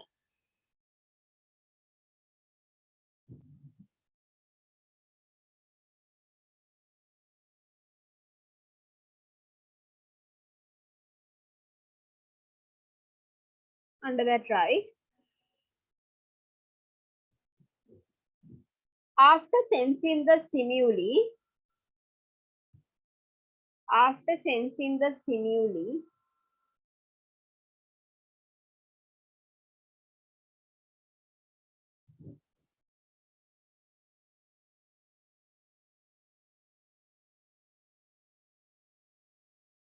and organize it into something recognizable, organizing it into something recognizable,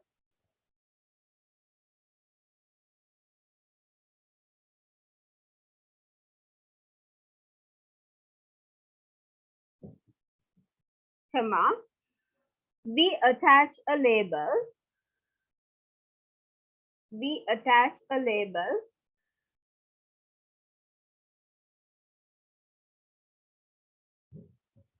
to interpret it,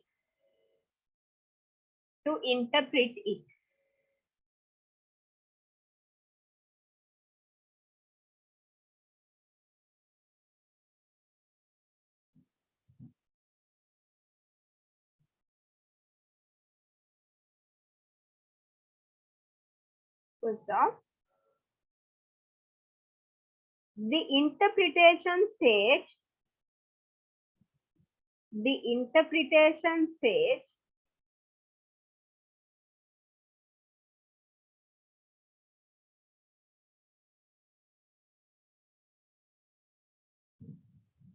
is where we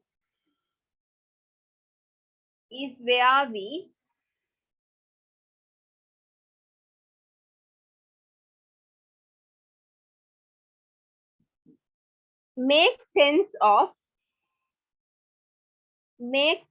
of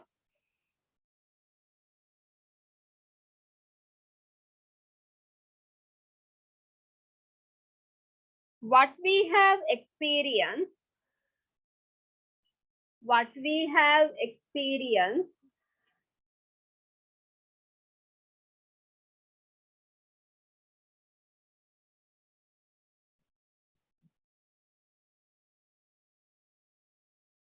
and we determine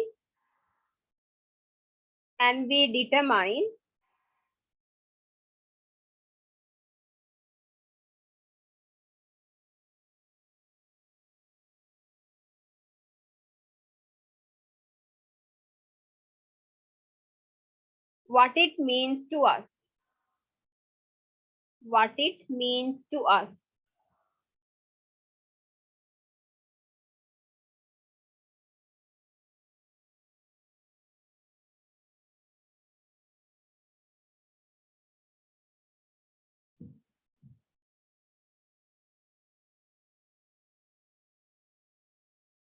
Full stop.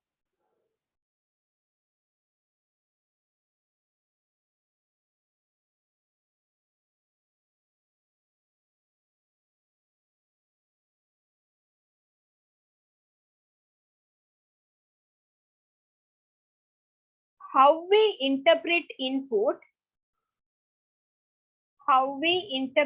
input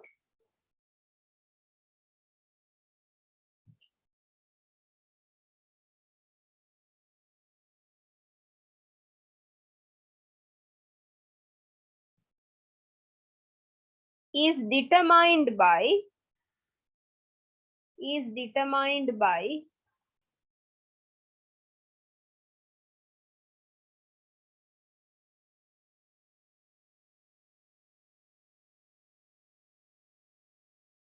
our field of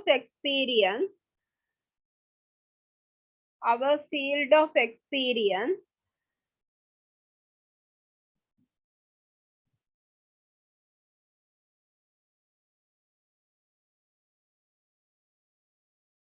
comma, sorry, not comma, it's semicolon. We learn how to see the world.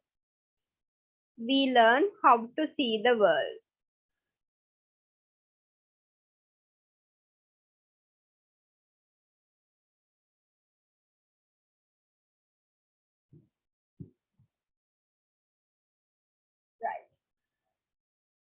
So now we are going to talk about some decision making models in organization.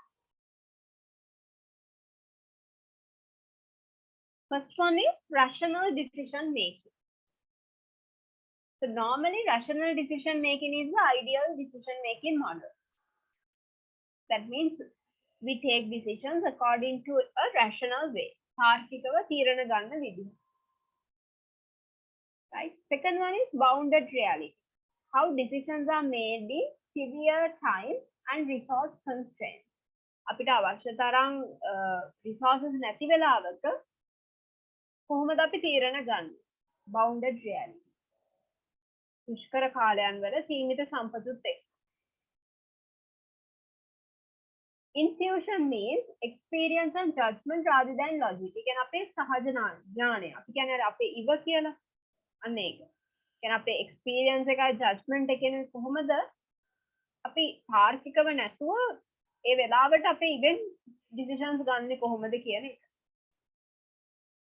So all these decision making models are important. A good manager should know at what time and what kind of model he should use in order to suit to that situation. We can't say that rational decision making is the good one. We have to totally avoid bounded reality and intuition. No, we can't say like that. All these three are important, but we have to know at which time we use these decision making models. So සමහර වෙලාවට අපිට rational decision making model එකකට යන්න තරම් time එකක් නැහැ. අපිට සමහරවිට intuition වලින් අපේ කියන ඉවෙන් අපිට ටක් ගාලා decisions ගන්න වෙනවා. සමහරවිට අපිට අවශ්‍ය තරම් සම්පත් නැහැ, resources නැහැ. දැන් අපි මේ ඉන්න කාලයක් වගේ ගත්තොත් අපිට resources නැහැ. ඒත් අපිට සමහරවිට rational decision making model එකට යන්න විදිහක් නැති වෙන්න පුළුවන් because of the resource constraint. So we have to shift to bounded reality. We have to know at which time we use which model. Next one is steps in rational decision making model. Okay. The first one is define the problem. Before taking any decision, we have to identify what is the actual problem we have. තීරණයක් ගන්න කලින් ඉතලම හරියටම අපේ ප්‍රශ්නේ මොකක්ද කියන එක අපි තේරුම් ගන්න ඕනේ. Then only we can consider about the decision criteria. අපි බලමු අපේ තියෙන ප්‍රශ්නේ මේකයි. එහෙනම් අපිට මොකක්ද කරන්න පුළුවන් කියලා අපි criteria දානවා. අපි දාන එක එක criteria අපි කියමු අපිට ඕනි වාහනයක් ගන්න. එහෙනම් අපිට criteria තියෙනවා. cost එක බලන්න. appearance එක බලන්න. එහෙම නැත්නම් speed එක බලන්න. So those are the criteria we have to consider before purchasing a vehicle. Right.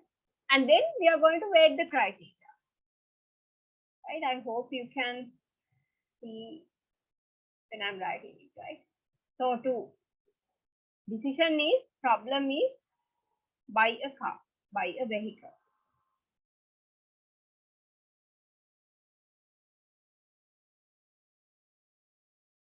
Buy a car. So criteria is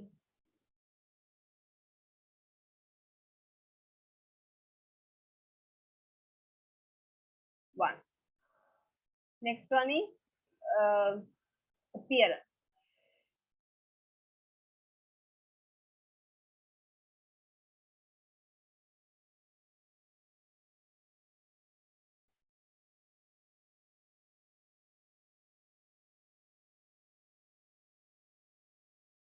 Appearance.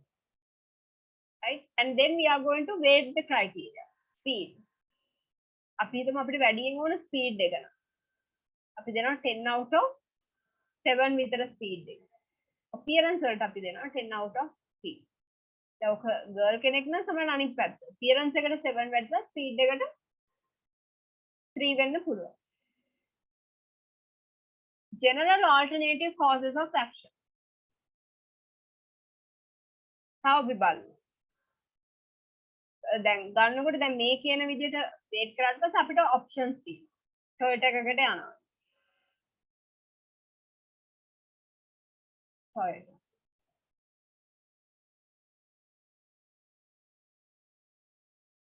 එහෙම නැත්නම් නිශාන්.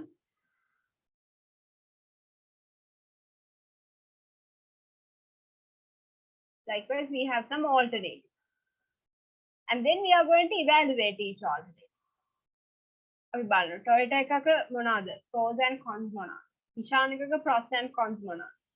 කියලා අපි බලමු. එතකොට මේ දෙකේ disadvantages අඩු, advantages වැඩි එක තමයි අපේ best alternative එක වෙන්නේ. අපි තමයි select කරන right. We are going for a Toyota. එහෙම නැත්නම් මේක නම් හොඳ. then අපි decide කරන නෑ අපි යන්නේ Nishan.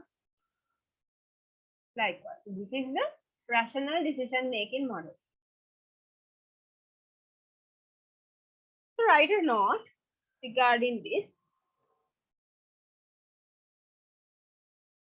Write a heading, rational decision making model. Rational decision making model.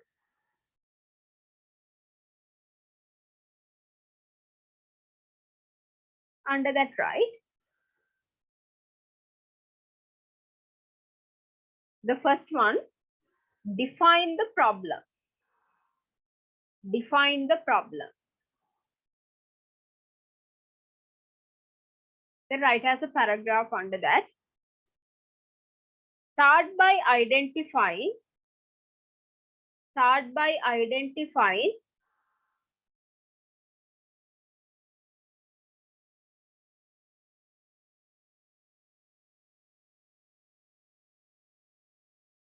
the issue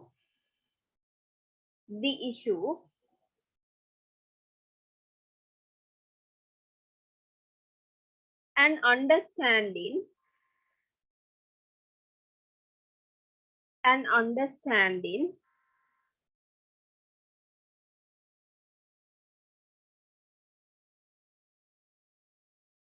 why making a decision is important. Why making a decision is important.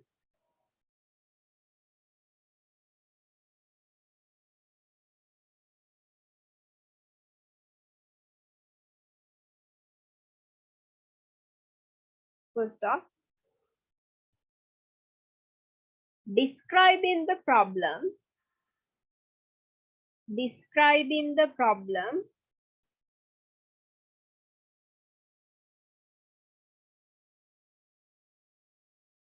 can also help you to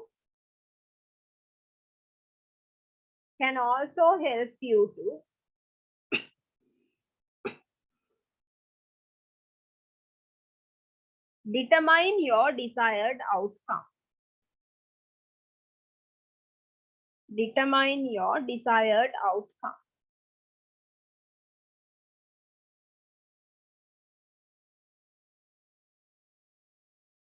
Full stop.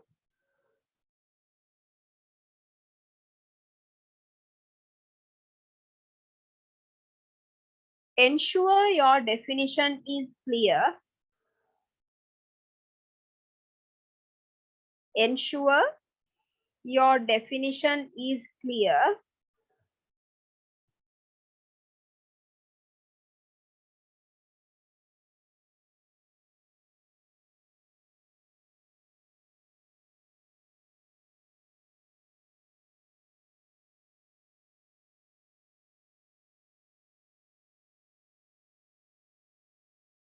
Because it can impact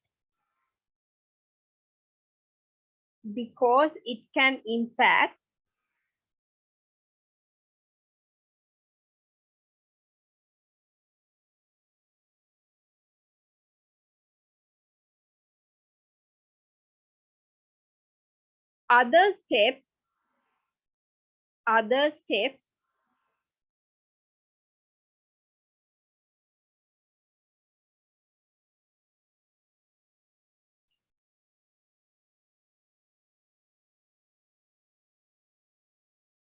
in the rational decision making model. In the rational decision making model.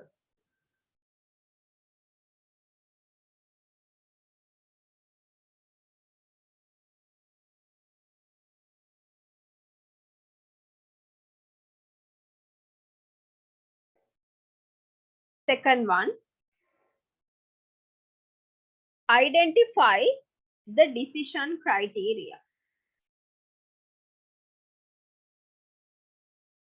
Identify the decision criteria. Under that, right? Next, comma,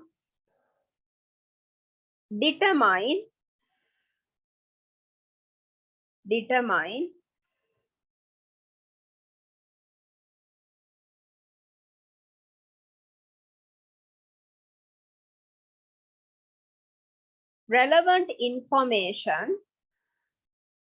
relevant information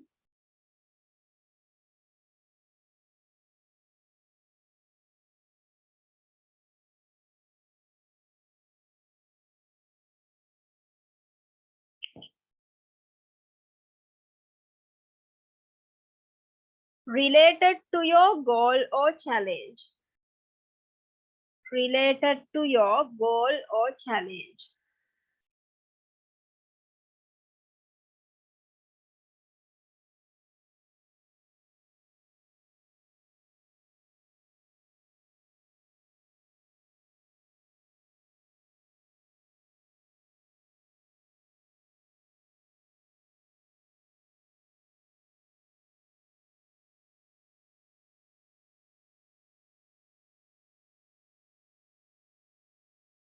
Full stop.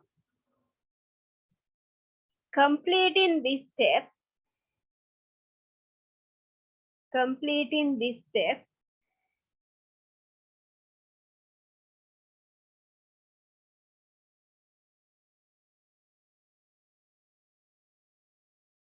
typically requires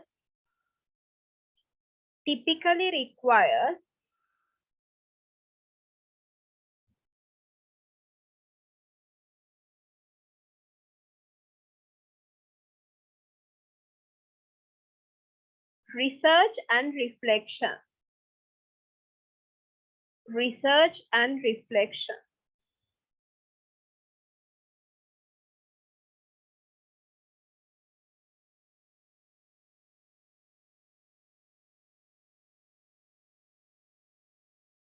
Full stop. The criteria you choose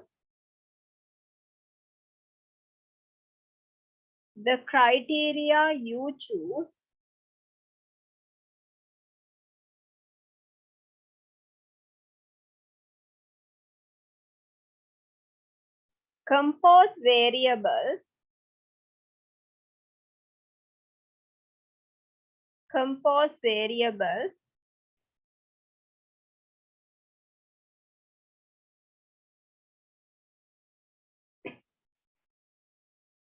that can impact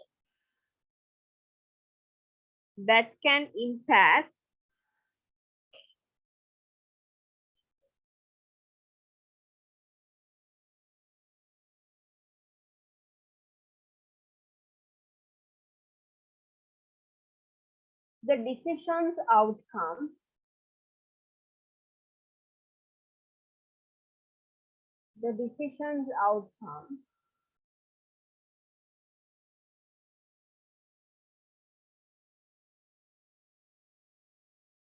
and they often depend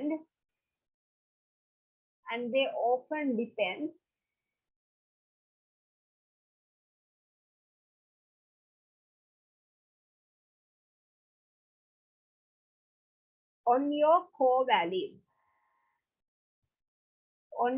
core values. Third one, assign weights to the criteria.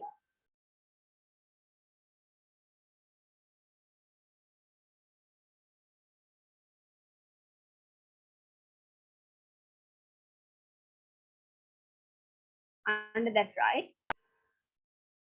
Rank your decision criteria. Rank your decision criteria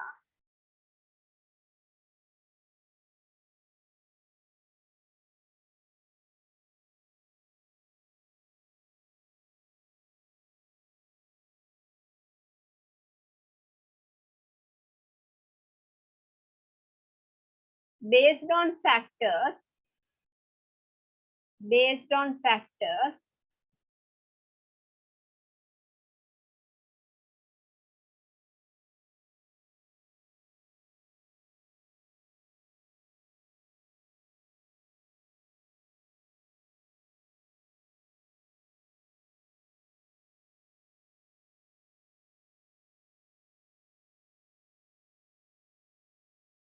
that are more important to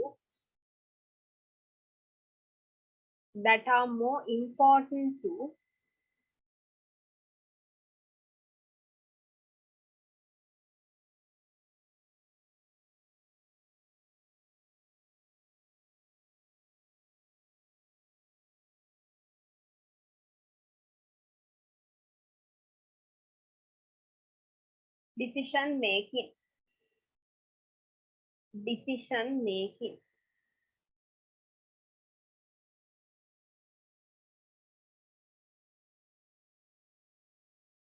Good stuff. To complete this stage,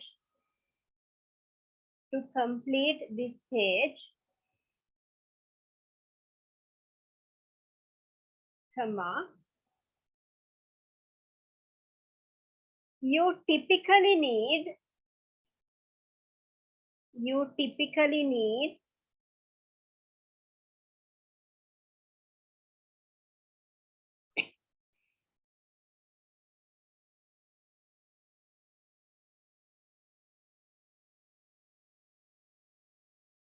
analytical and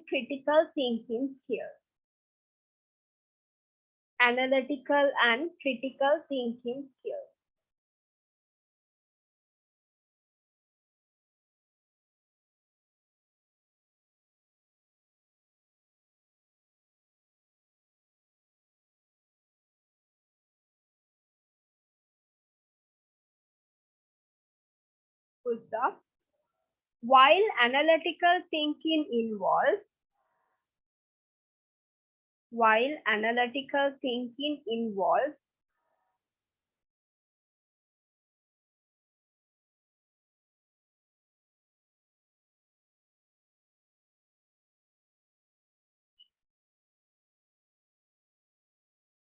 analyzing a problem,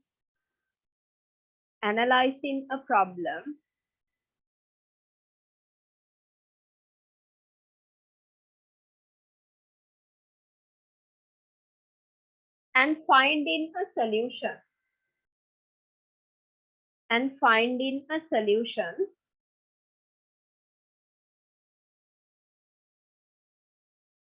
comma,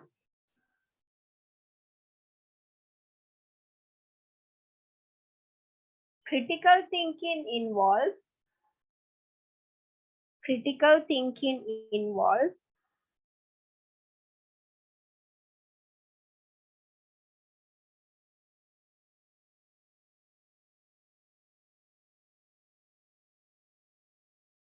applying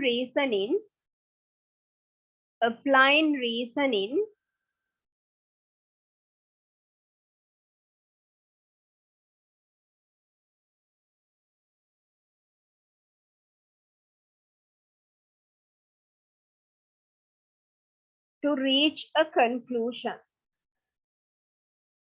to reach a conclusion.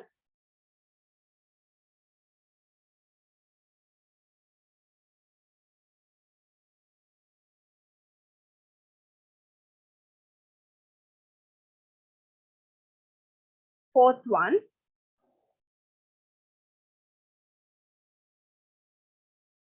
create a list of options. That means generate alternative. Create a list of options.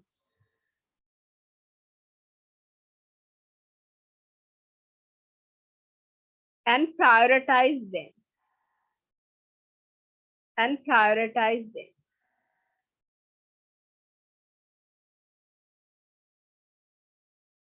Prioritize means evaluation, right? Evaluation of the alternate.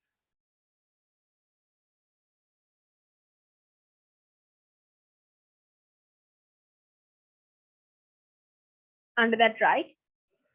Outline potential solutions. Outline potential solutions.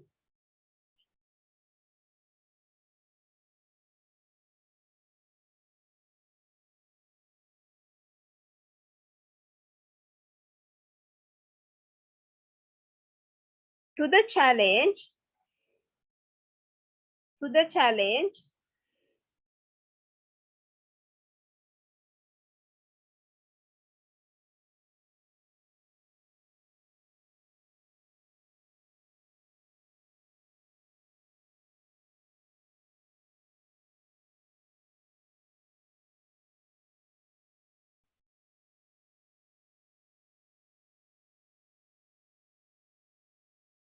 You want to overcome. You want to overcome.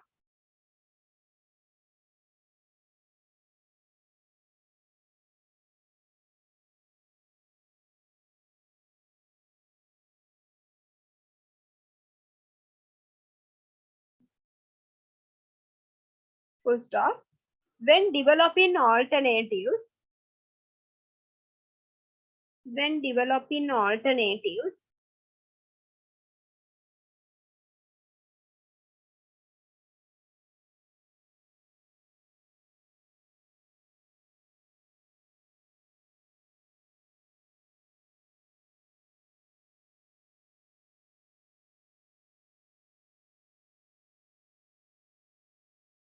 comma, aim to provide evidence, aim to provide evidence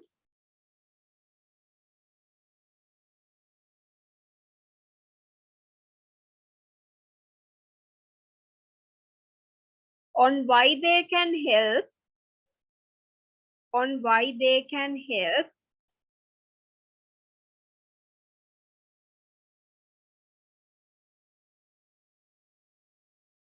reach your goal, reach your goal.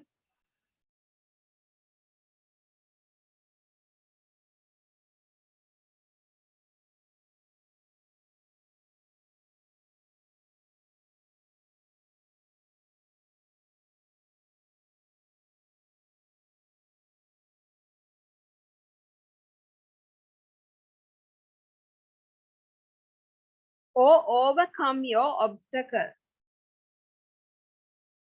Or overcome your obstacle. Full stop.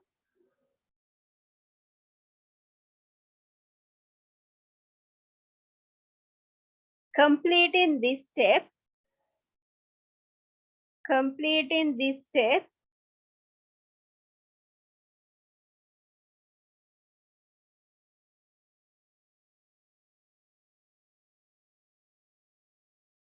Often requires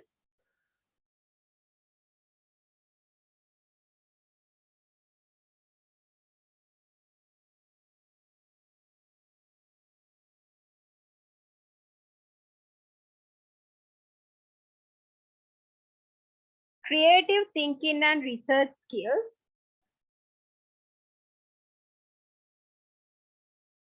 Creative thinking and research skills.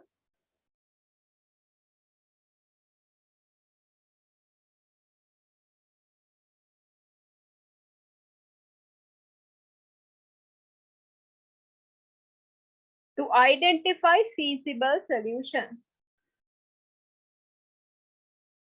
To identify feasible solutions.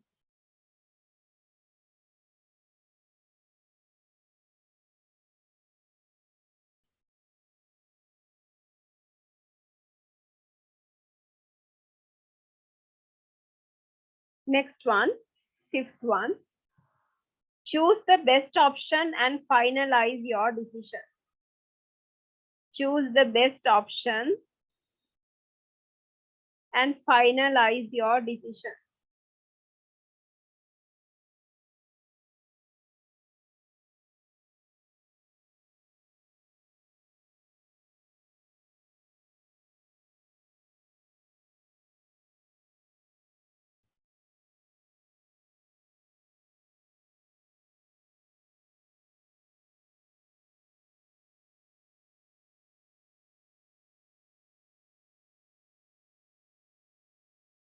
Under that, right? Take enough time. Take enough time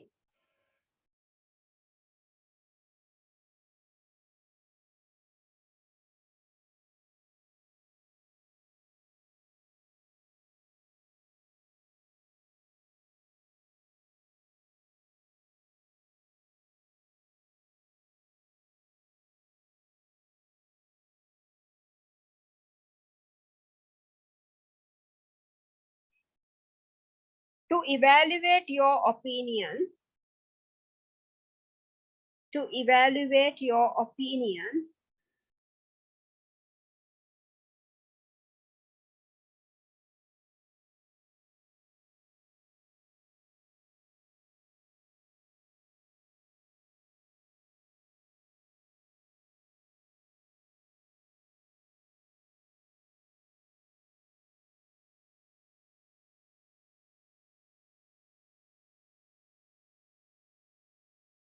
Take enough time to evaluate your options and how they can affect your success.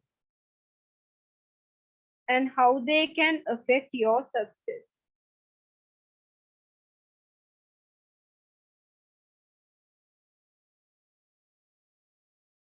Sorry, ma'am. And how they can. Affect your success.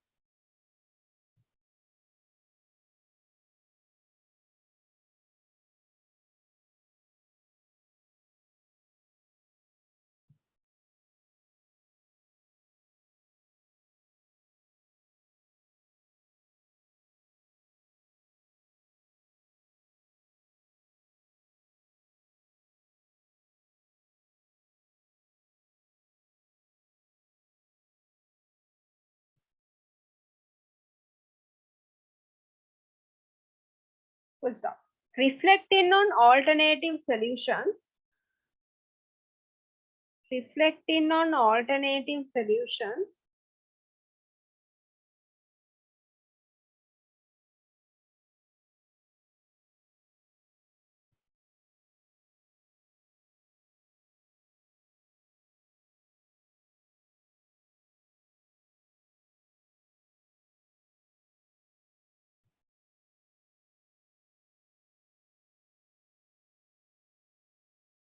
Ensure you, reflecting on alternative solutions, ensure you make the correct decision.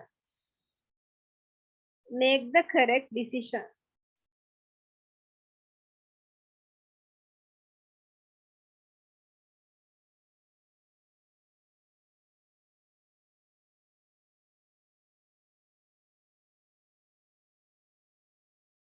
Full stop.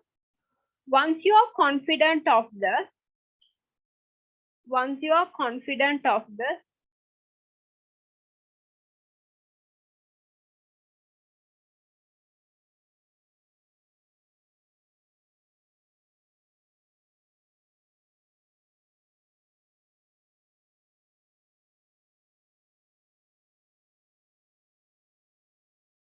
preferred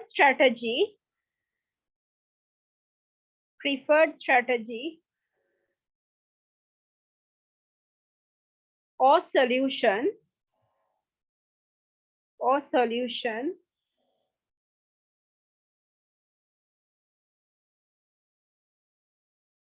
commit to implementing it.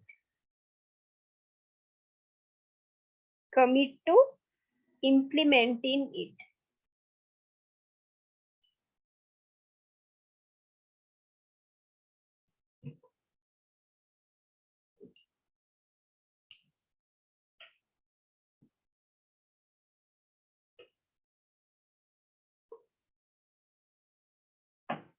So that's about rational decision making model. And now we are going to talk about some assumptions of the rational decision making model. First one is problem clarity. Assumptions, right? අපි හිතනවා දැන් මේ model එකට යද්දී අපි assumptions වලට එනවා එකක් මේ problem එක clear වෙන්න ඕනි කියන එක. පළවෙනි එක define the problem කියන එකේදී අපි assumption එකකට එනවා අපි තෝරගන්න problem එක clear වෙන්න ඕනි කියන එක.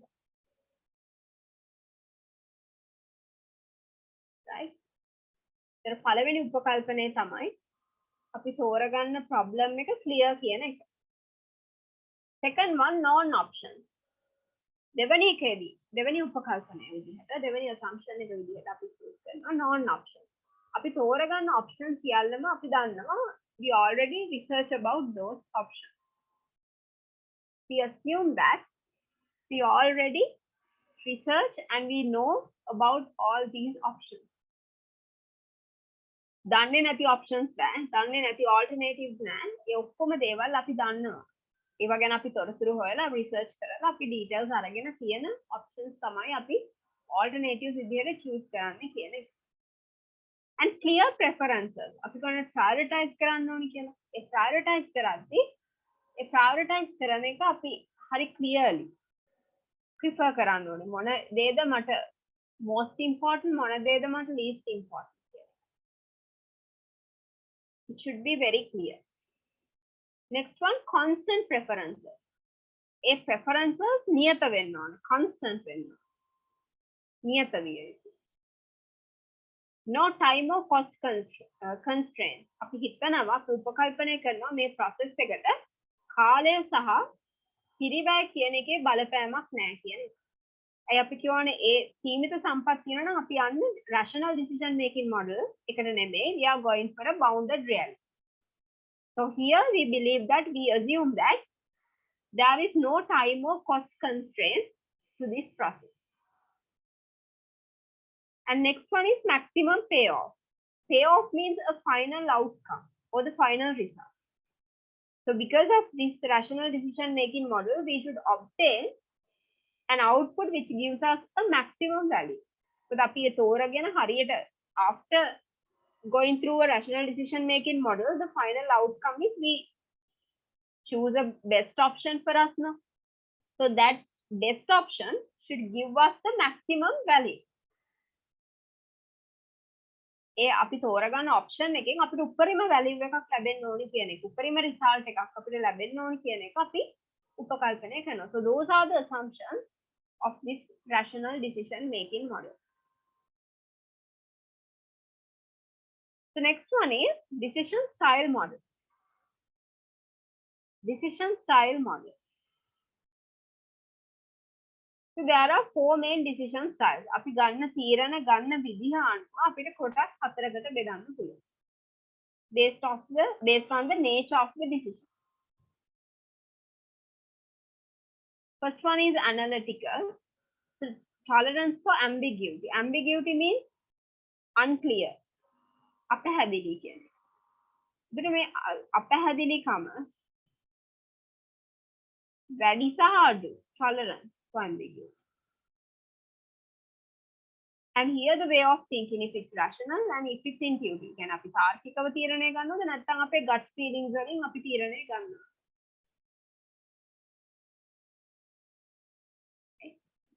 Give me 1 second, guys.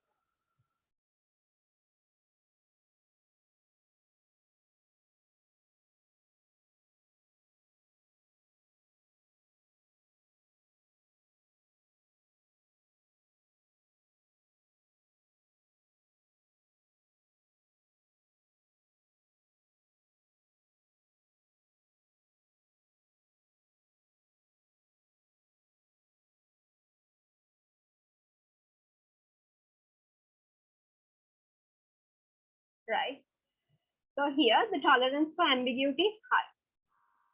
ඒ කියන්නේ uncertainty එකකට unclear කියන එකට කොච්චර එයාට එක දරා ගන්න පුළුවන්. If it's high, that means the decision style is more analytical. So normally analytical decision makers, they carefully analyze the situation and then they come up with a solution. එකපාරට අර gut feelings වලින් නෙමෙයි ඒගොල්ලෝ තීරණ ගන්න හරියට analyze කරලා ලොකු problem එකක් තියෙනවා ඒක parts වලට බෙදාගෙන පොඩි කොටසෙන් කොටස analyze කරලා and they come up with a solution. So it's very very rational. Way of thinking is rational and the tolerance for ambiguity is high. Tolerance for uncertainty is high. And then next one is directive. That means tolerance for ambiguity is low, but still it's a rational decision making model. Directive means decision making style is very autocratic. It's kind of autocratic style decision making model. Very rational and autocratic. That is the directive. And next one is conceptual. Again, the ambiguity is high, but the way of thinking is intuitive. It's not rational. It's intuitive based on the gut feeling. So here, this kind of decision makers, they consider about the long-term result.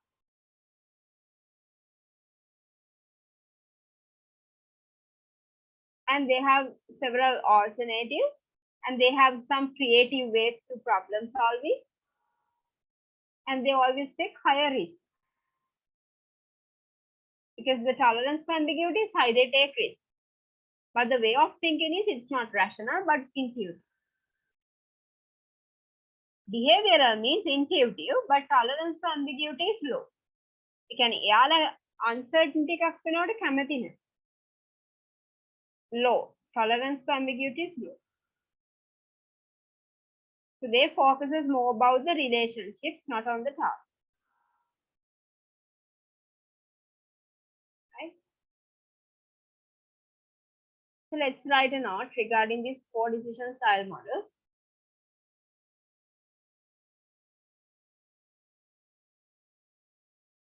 Right?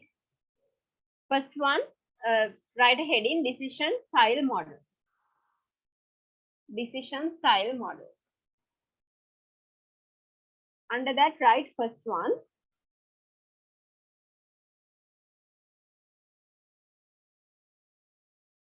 Directive.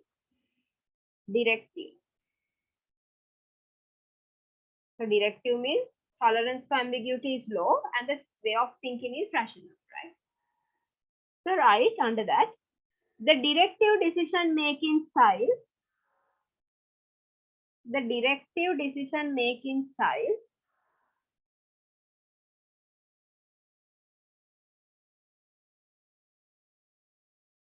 uses quick,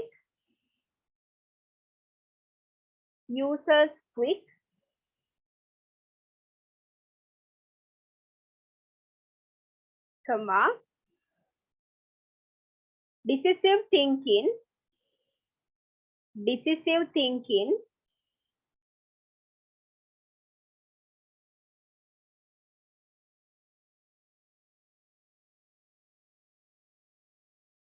to come to a solution. To come to a solution.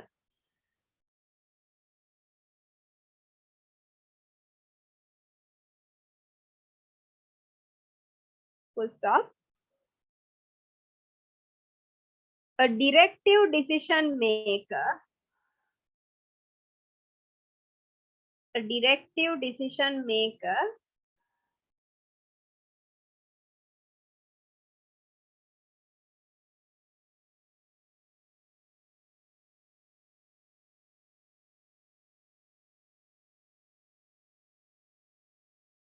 has a low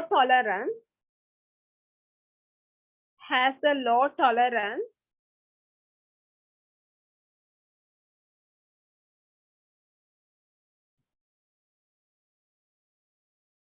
for unclear ideas.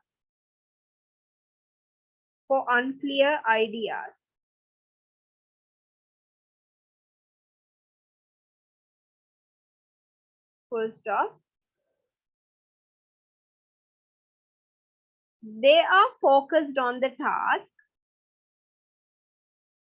They are focused on the task.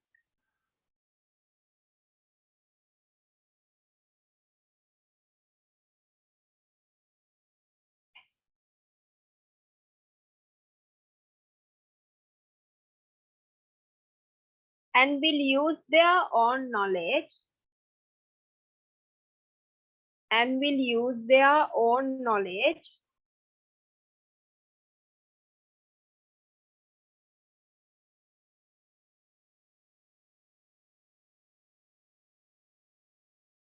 and judgment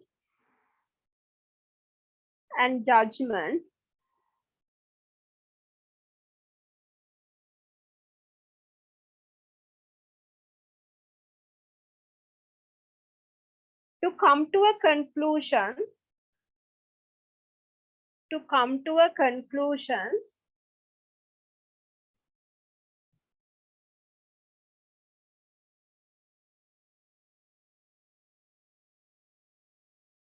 with selective input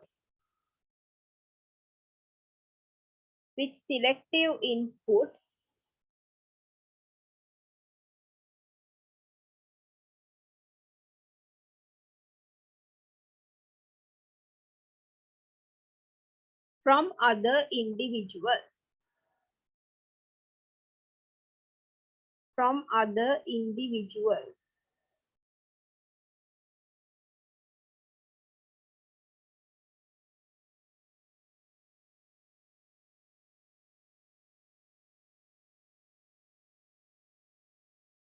Full stop. Next paragraph. Directive decision makers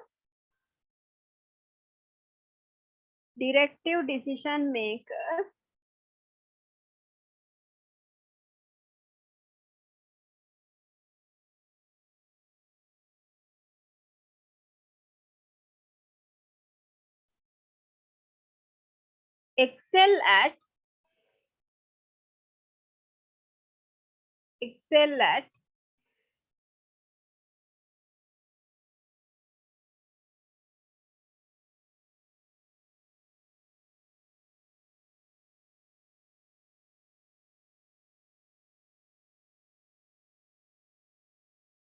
verbal communication.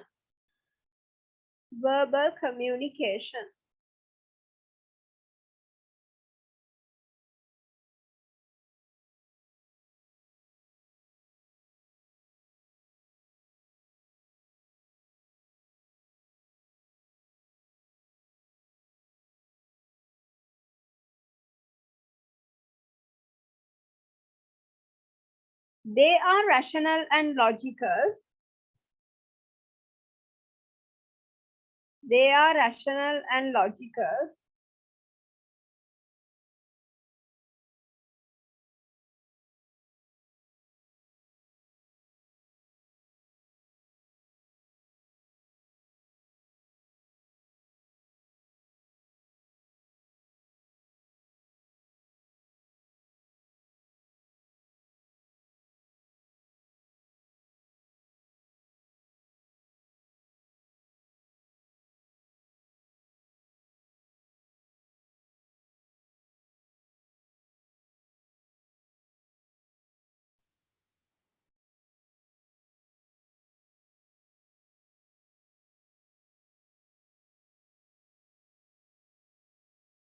So directive decision makers excel at verbal communication. They are rational and logical in their decision making. When the team or organization needs a fast decision,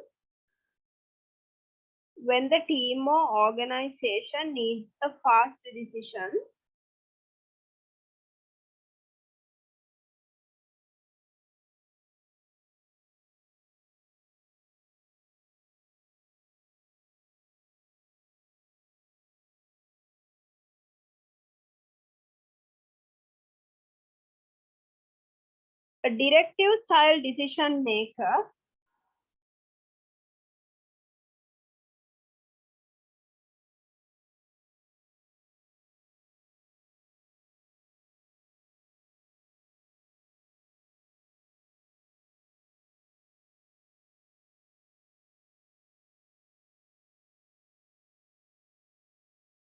can effectively make a choice.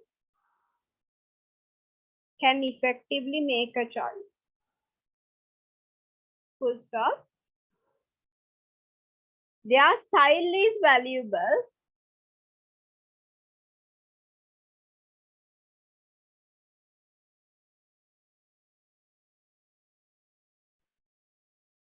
Their style is valuable.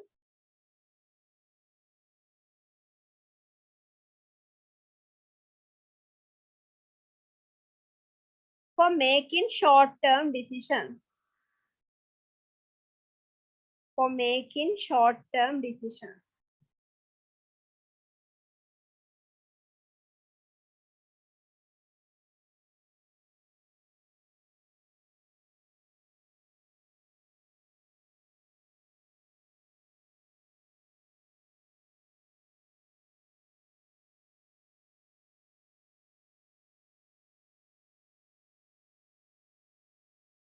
Next one, analytical style.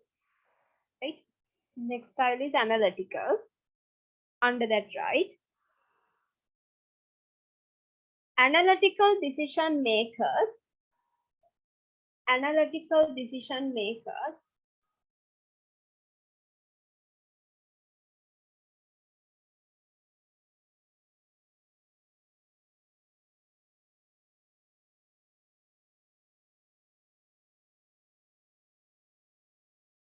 carefully analyze data.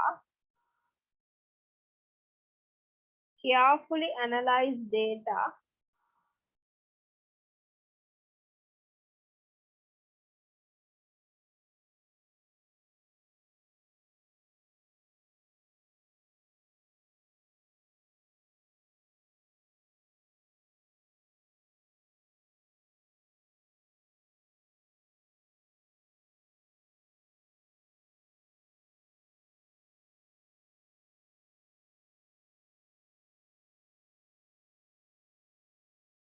To come up with a solution.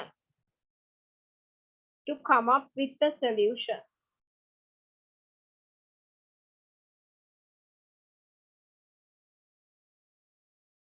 Full stop. They are careful and adaptable thinkers. They are careful and adaptable thinkers.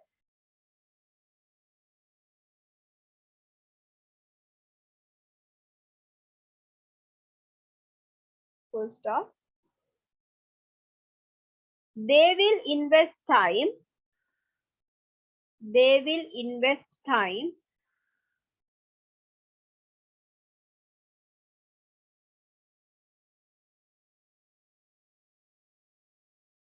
to glean information. To glean information. Sorry, ma'am. To glean. Glean. Glean.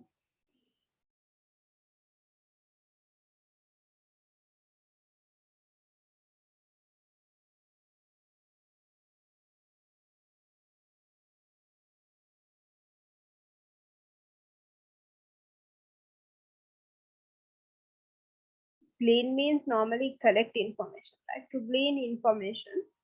To form a conclusion. To form a conclusion. Full stop.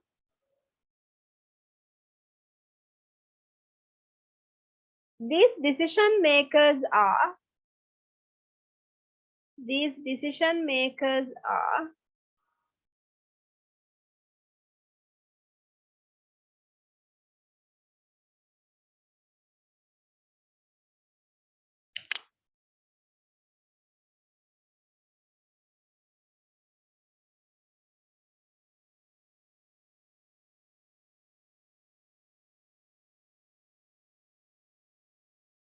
task oriented,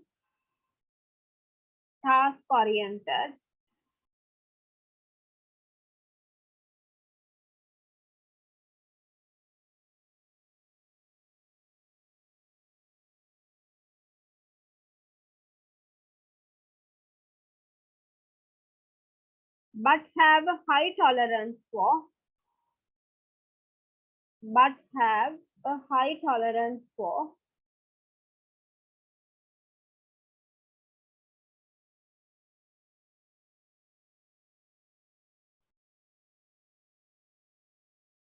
ambiguity.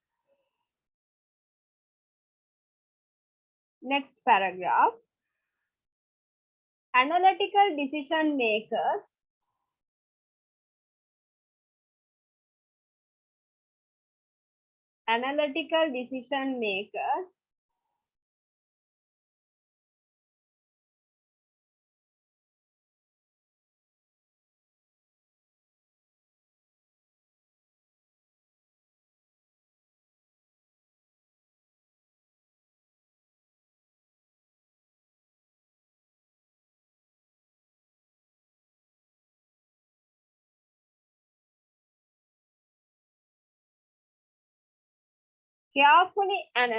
analytical decision makers take time to compile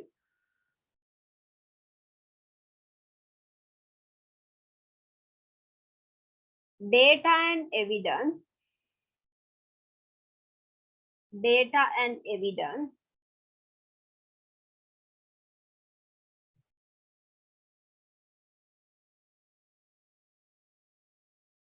before they come to a conclusion.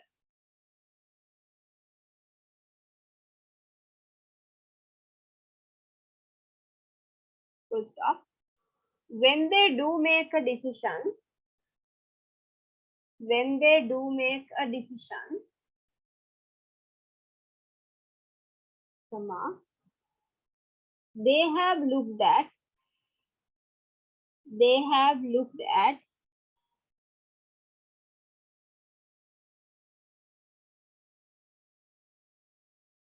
all the details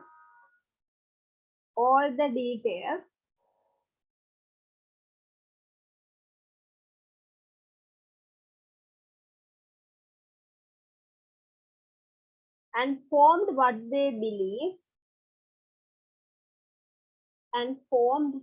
they believe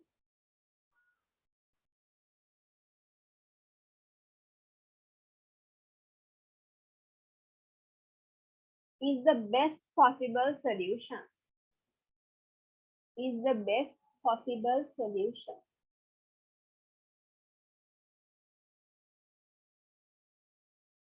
Next one, conceptual.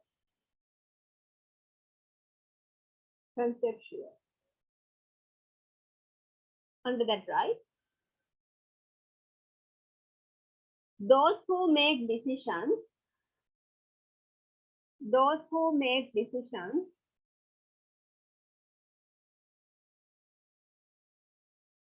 with a conceptual style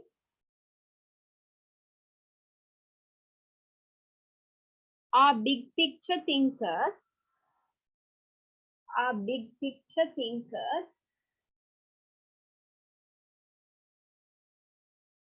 Sorry, ma'am.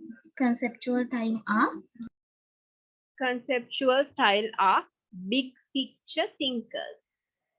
Big picture thinker. Can you spell that word? Big, B-I-G, big, picture, P-I-C-T-U-R-E. Picture, thinker. Who are willing to take risks.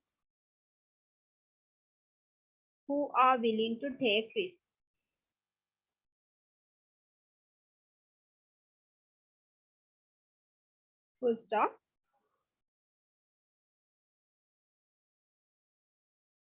They evaluate different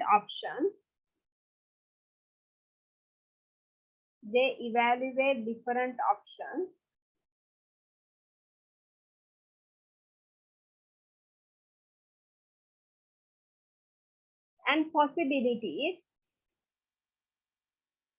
And possibilities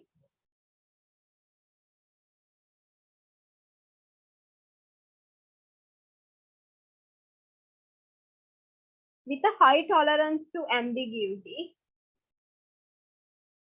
with a high tolerance to ambiguity,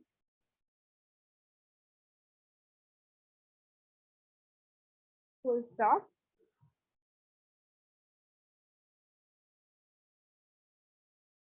They are social oriented. They are social oriented.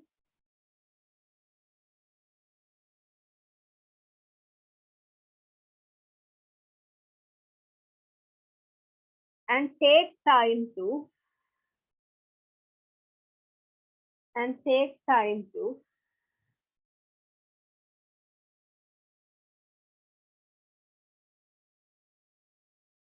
consider big ideas,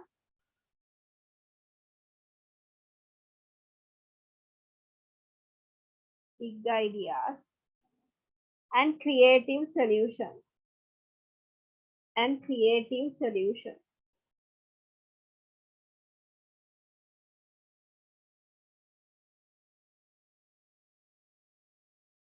Next paragraph.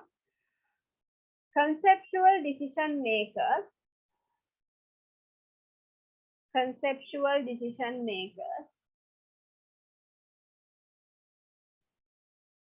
look forward to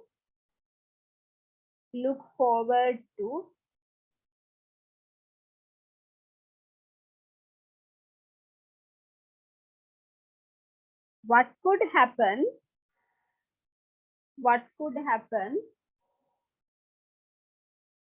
if the decision is made.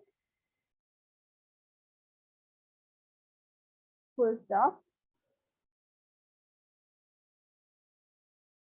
Their conclusions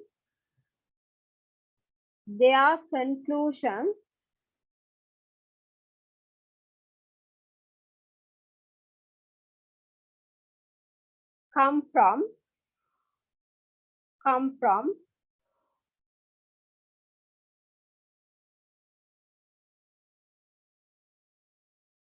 visualizing different opportunities,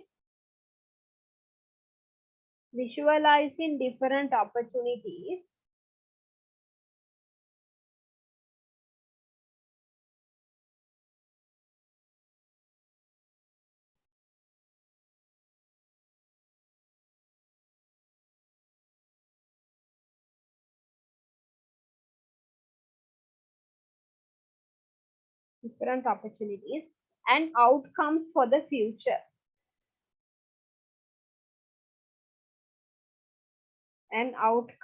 the future.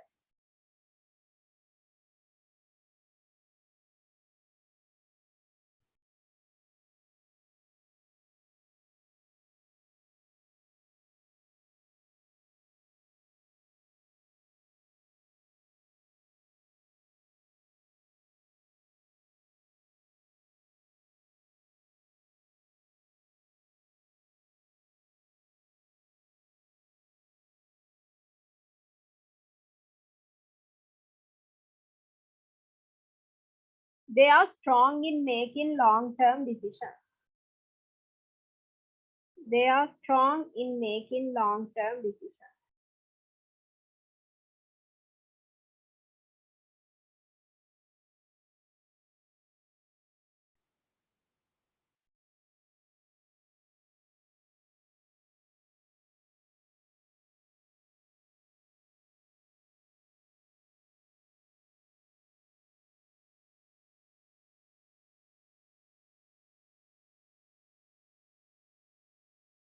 Next style, behavioral. Under that, right? Behavioral style of decision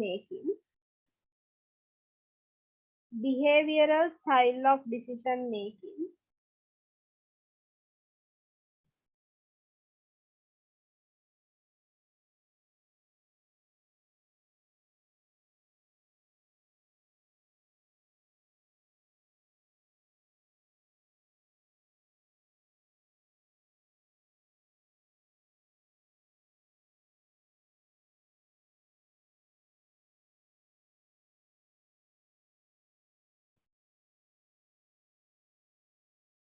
focuses on relationships, focuses on relationships,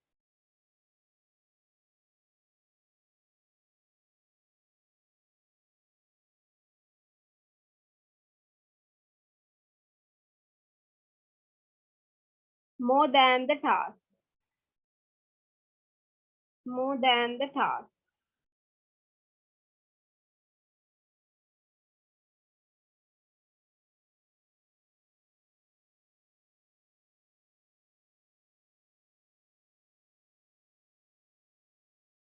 Full stop. It evaluates the feelings of others. It evaluates the feelings of others as part of their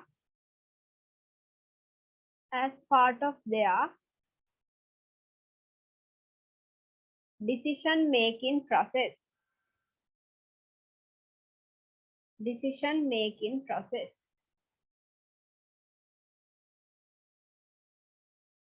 Full stop. Behavioral decision makers. Behavioral decision makers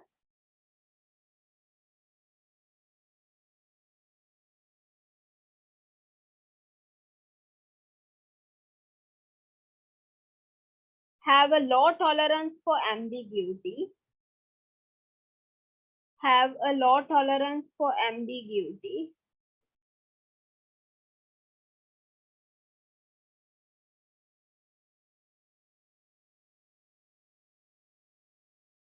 And a social focus.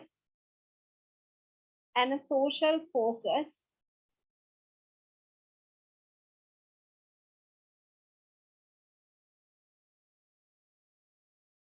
as they evaluate solutions.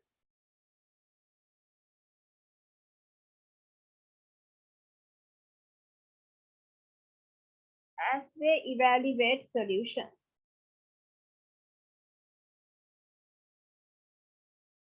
Next paragraph. These decision makers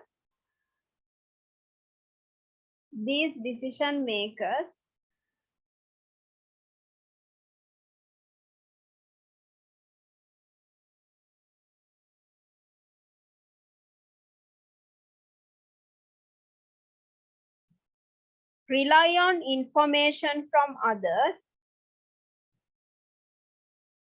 Rely on information from others.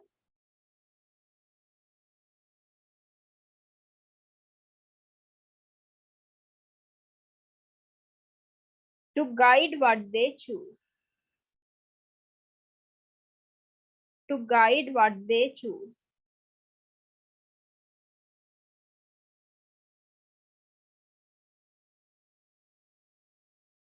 Full stop. They are persuasive communicators. They are persuasive communicators.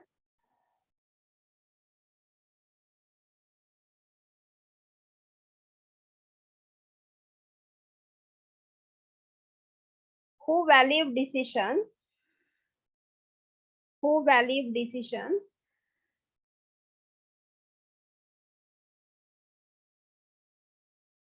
based on a team consensus. Based on a team consensus.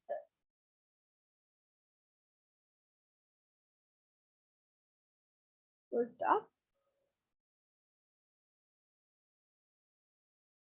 Their decisions are often based on. Their decisions are often based on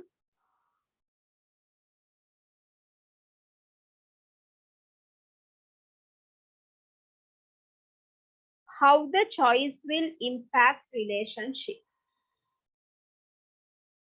How the choice will impact relationship.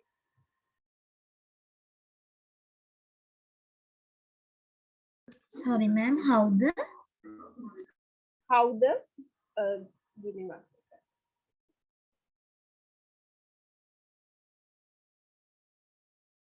How the choice will impact relationship. how the choice will impact relationship.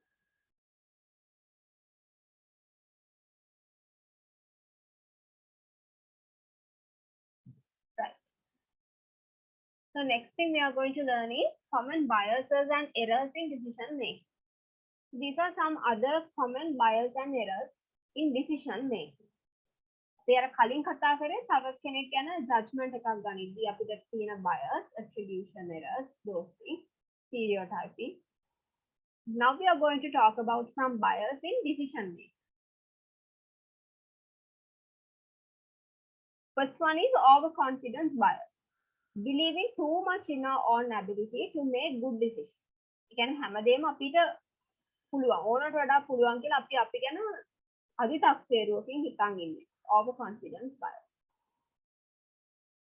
සමහරවිට අපිට expertise එකක් නැති area එකක් ගැනත් අපි හිතන් ඉන්නවා නෑ අපිට පුළුවන්. එහෙම හිතාගෙන අපි ගන්න decisions ගොඩක් වෙලාවට wrong. Next one is anchoring bias. Using early first received information as the basis for making subsequent judgments. ඒ කියන්නේ අපිට මොකක් හරි කලින් මුලින්මම ලැබුණු informations මත පදනම් වෙලා අපි decisions ගන්නවා. හැබැයි අපි පස්සේ ඒවා වෙනස් වුණාද ඒක මොනවා හරි දෙයක් වෙලාද කියලා හොයලා බලන්නේ නැතුව මුලදී ලැබිච්ච තොරතුරු වලට විතරක් පදනම් වෙලා අපි decisions ගන්න එක තමයි anchoring bias කියලා කියන්නේ. Right? Consider the first-hand information we get and take decisions based on that, not considering the subsequent information. Next one is confirmation bias. Selecting and using only facts that support our decision.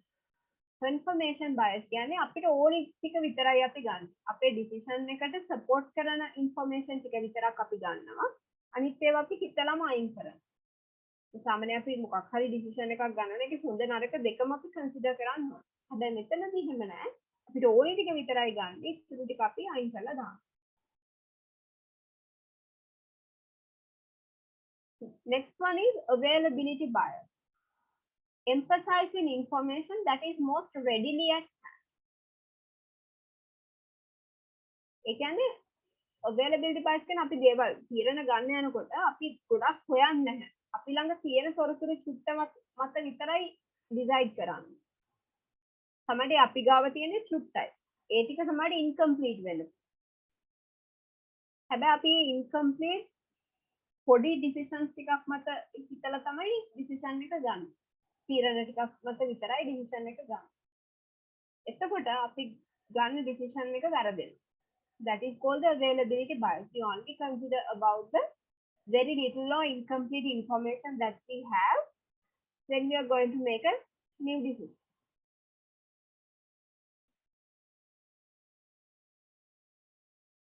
Next one is escalation of commitment.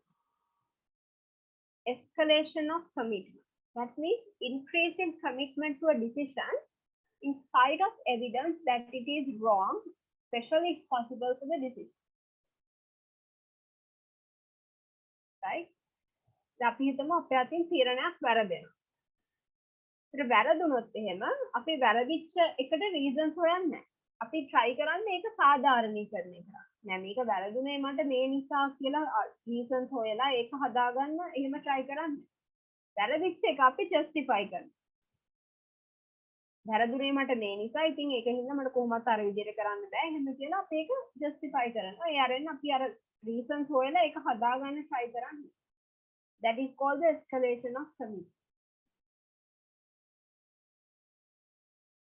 Next one is randomness error. Randomness error means creating meaning out of random events. Superstition. ඒ කියන්නේ අහඹ සිදුවීම් මත හිතලා අපි decisions ගන්න. නිකන් අන්ධ විශ්වාසයන් superstitions අපේ තියෙන වැරදි මිත්‍යා විශ්වාසයන්. ඒ වගේ අහඹ සිදුවීම් මත පදනම් වෙලා අපි decide කරනවා. දැන් මොකක් හරි හදිසියේ රැයක් දෙලියක් දැක්කොත් අපි හිතනවා මේ නම් දෙවි කෙනෙක් තමයි. Random event. අහඹ සිදුවීම් මත අපි decide කරනවා. Without much information or without much evidence, we come into conclusion. So that is called randomness error.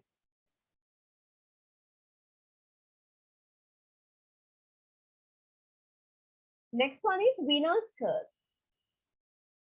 Winner's curse means the highest bidder pays too much due to value overestimation. Likelihood increases with the number of people in auction. So this winner's curse comes under game theory. So winner's curse means you know that in a bid, every bidder gives a bid, right? හැම එක්කෙනෙක්වත් ලන්සු තියනවා කියලා කියන්නේ. ඒ ලන්සු තියද්දි හැමෝම දෙනවා. තමන්ගේ value එකක් දෙනවා. දැන් මොකක් හරි අපි හිතමු මොකක් හරි තියනවා. වටින දෙයක් තියනවා. අපි හිතමුකෝ නිකන් මොකක් හරි පරණ කාලේ රජවරු පාවිච්චි කරපු මොකක් හරි ප්ලේට් එකක්. ඒක ඕකට තමයි ලන්සු තියන්නේ. ඒතර එක්කෙනෙක් කියන එක ගානක්. තව කෙනෙක් තව ගානක් කියන. ඔය වගේ highest bid එකට තමයි ඕක අපි විකිනෙන්නේ.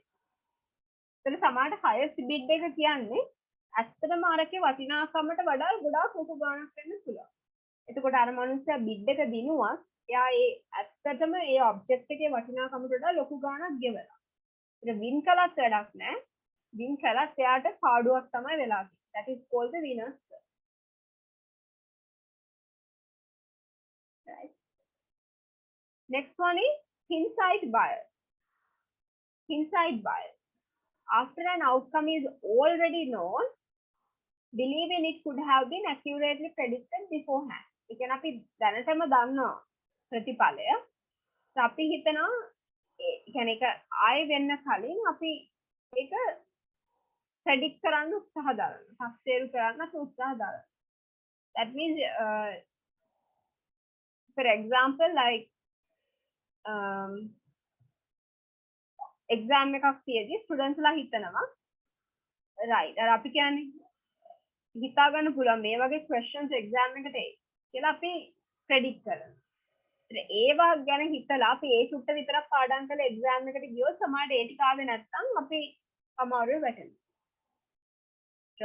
ගොඩක් හොඳට informations දන්නේ නැතුව අපි predictions වලට යන්නේ එක that's not good.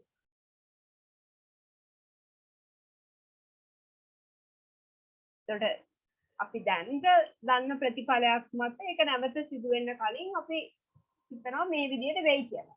සක්සේරු කරන්න අපි යනවා. That is not good. So this is regarding perceptual errors in workplace, right? What please? I want you all to meet Bill. Bill is a good guy, hardworking, and fun to be around, and always there to lend a helping hand. Thanks, Bill, for being such a great guy. The only problem Bill has is he's always trying to find shortcuts when dealing with people. He would try to find a shortcut to boil an egg if he thought it would work. You see, it's not that Bill is trying to cut corners or find shortcuts just because he wants to save time. He just thinks at times he has seen similar or been in similar situations before, so he can just make quick judgments about what he sees or is experiencing. Bill, you see, is guilty of making perceptual errors. Sorry to break it to you, Bill. That is to say, he either knowingly or unknowingly tries to find shortcuts in making judgments of others. These shortcuts are rooted in his experiences and beliefs, and at times are very hard to change. Having said that, let's sit Bill down and talk to him about the shortcut types he might be taking in an effort to rid him of this terrible shortcut thought process. As we examine Bill, it will help us to point out to him that different perceptual errors he is making are leading to these shortcuts he takes. Once he learns to identify them, he will be able to address them and not have them get in the way of potentially making a bad decision based on his perceptual errors and the shortcuts they lead to. Okay, Bill, have a seat. Let's talk about the different types of shortcuts you're taking. First, there's the halo effect.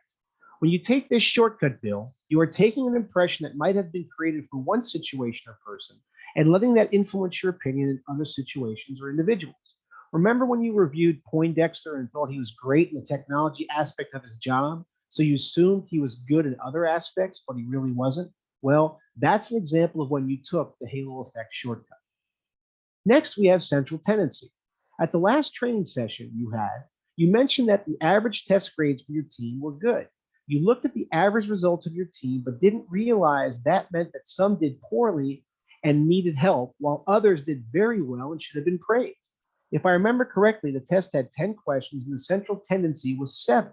But you did not look at the individuals that received poor grades, which dragged the central tendency down, or the ones that got good grades. Next, we have recency effects. Boy, Bill, this one really got me upset. Yesterday, I gave you 5 different tasks to do, and you only did the last one I spoke about. You were exhibiting the recency effect, which means you recalled only the more recent piece of information you received. You said to me that you remembered the last one best. Well, that was what we meant by recency effect. You remembered the last task I presented to you the best as it was the last one. Hence, it was more recent in your mind. Then we had contrast effects. Remember when we were talking about Poindexter just a few minutes ago? Well, if you remember, Carl was in the review with Poindexter, and you compared the technical abilities of Carl to those of Poindexter. Bill, what you were doing was contrasting other people to Poindexter. In other words, you were contrasting between the decision item, Carl, and the reference item, Poindexter, to make a comparison decision. Next, we had stereotyping. And I've beaten you up pretty bad here, Bill, but in all honesty, almost everyone exhibits some form of stereotyping. That is to say, we set general rules and ideas about groups of individuals based on our aggregate belief of the entire group and not the individual. And then finally, we have selective perception. No matter how many times I've told you, Bill, Bubba is just not going to make it in this company. I think you are being blinded by selective perception, meaning you are filtering what you see and hear to suit your own needs, as it relates to how Bubba does his job. While all of us see Bubba as a bit of a clown, you see him as a good worker and are filtering out the bad parts of his behavior because you do not want to speak to him about it, as you know you'll have to fire him. Bill, I hope this conversation helped you some. Many of us take shortcuts when it comes to perception. It's really just a matter of understanding them and realizing when we are actually doing them. By themselves, they're not totally wrong, but they can and are getting in the way of you seeing and interpreting the real aspects of some of the people you're working with and the situations you're dealing with. It will be important for you to realize when you are using these shortcuts to ensure they do not cloud your judgment and that you get a clear picture of what is really going on. Remember, we have the halo effect. You are taking an impression that might have been created for one situation or person, letting that influence your opinion in other situations or individuals. Central tendency. You looked at the average results of your team, but did not realize that meant that some did poorly and needed help, while others did very well and should be praised. Recency effects. You recalled only the most recent piece of information you received. You said to me that you remembered that the best. Well, that is what is meant by recency effect. You remembered the last task I presented to you the best as it was the last one, hence it's the most recent in your mind. Contrast effects. You are contrasting between the decision item, Carl, and the reference item, Poindexter, to make a comparison decision.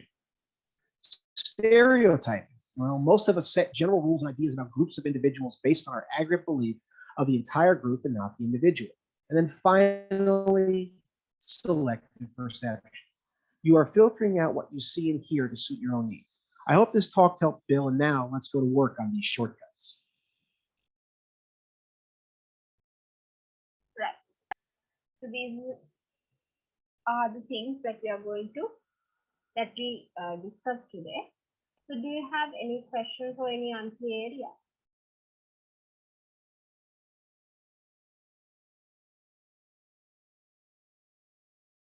Any questions?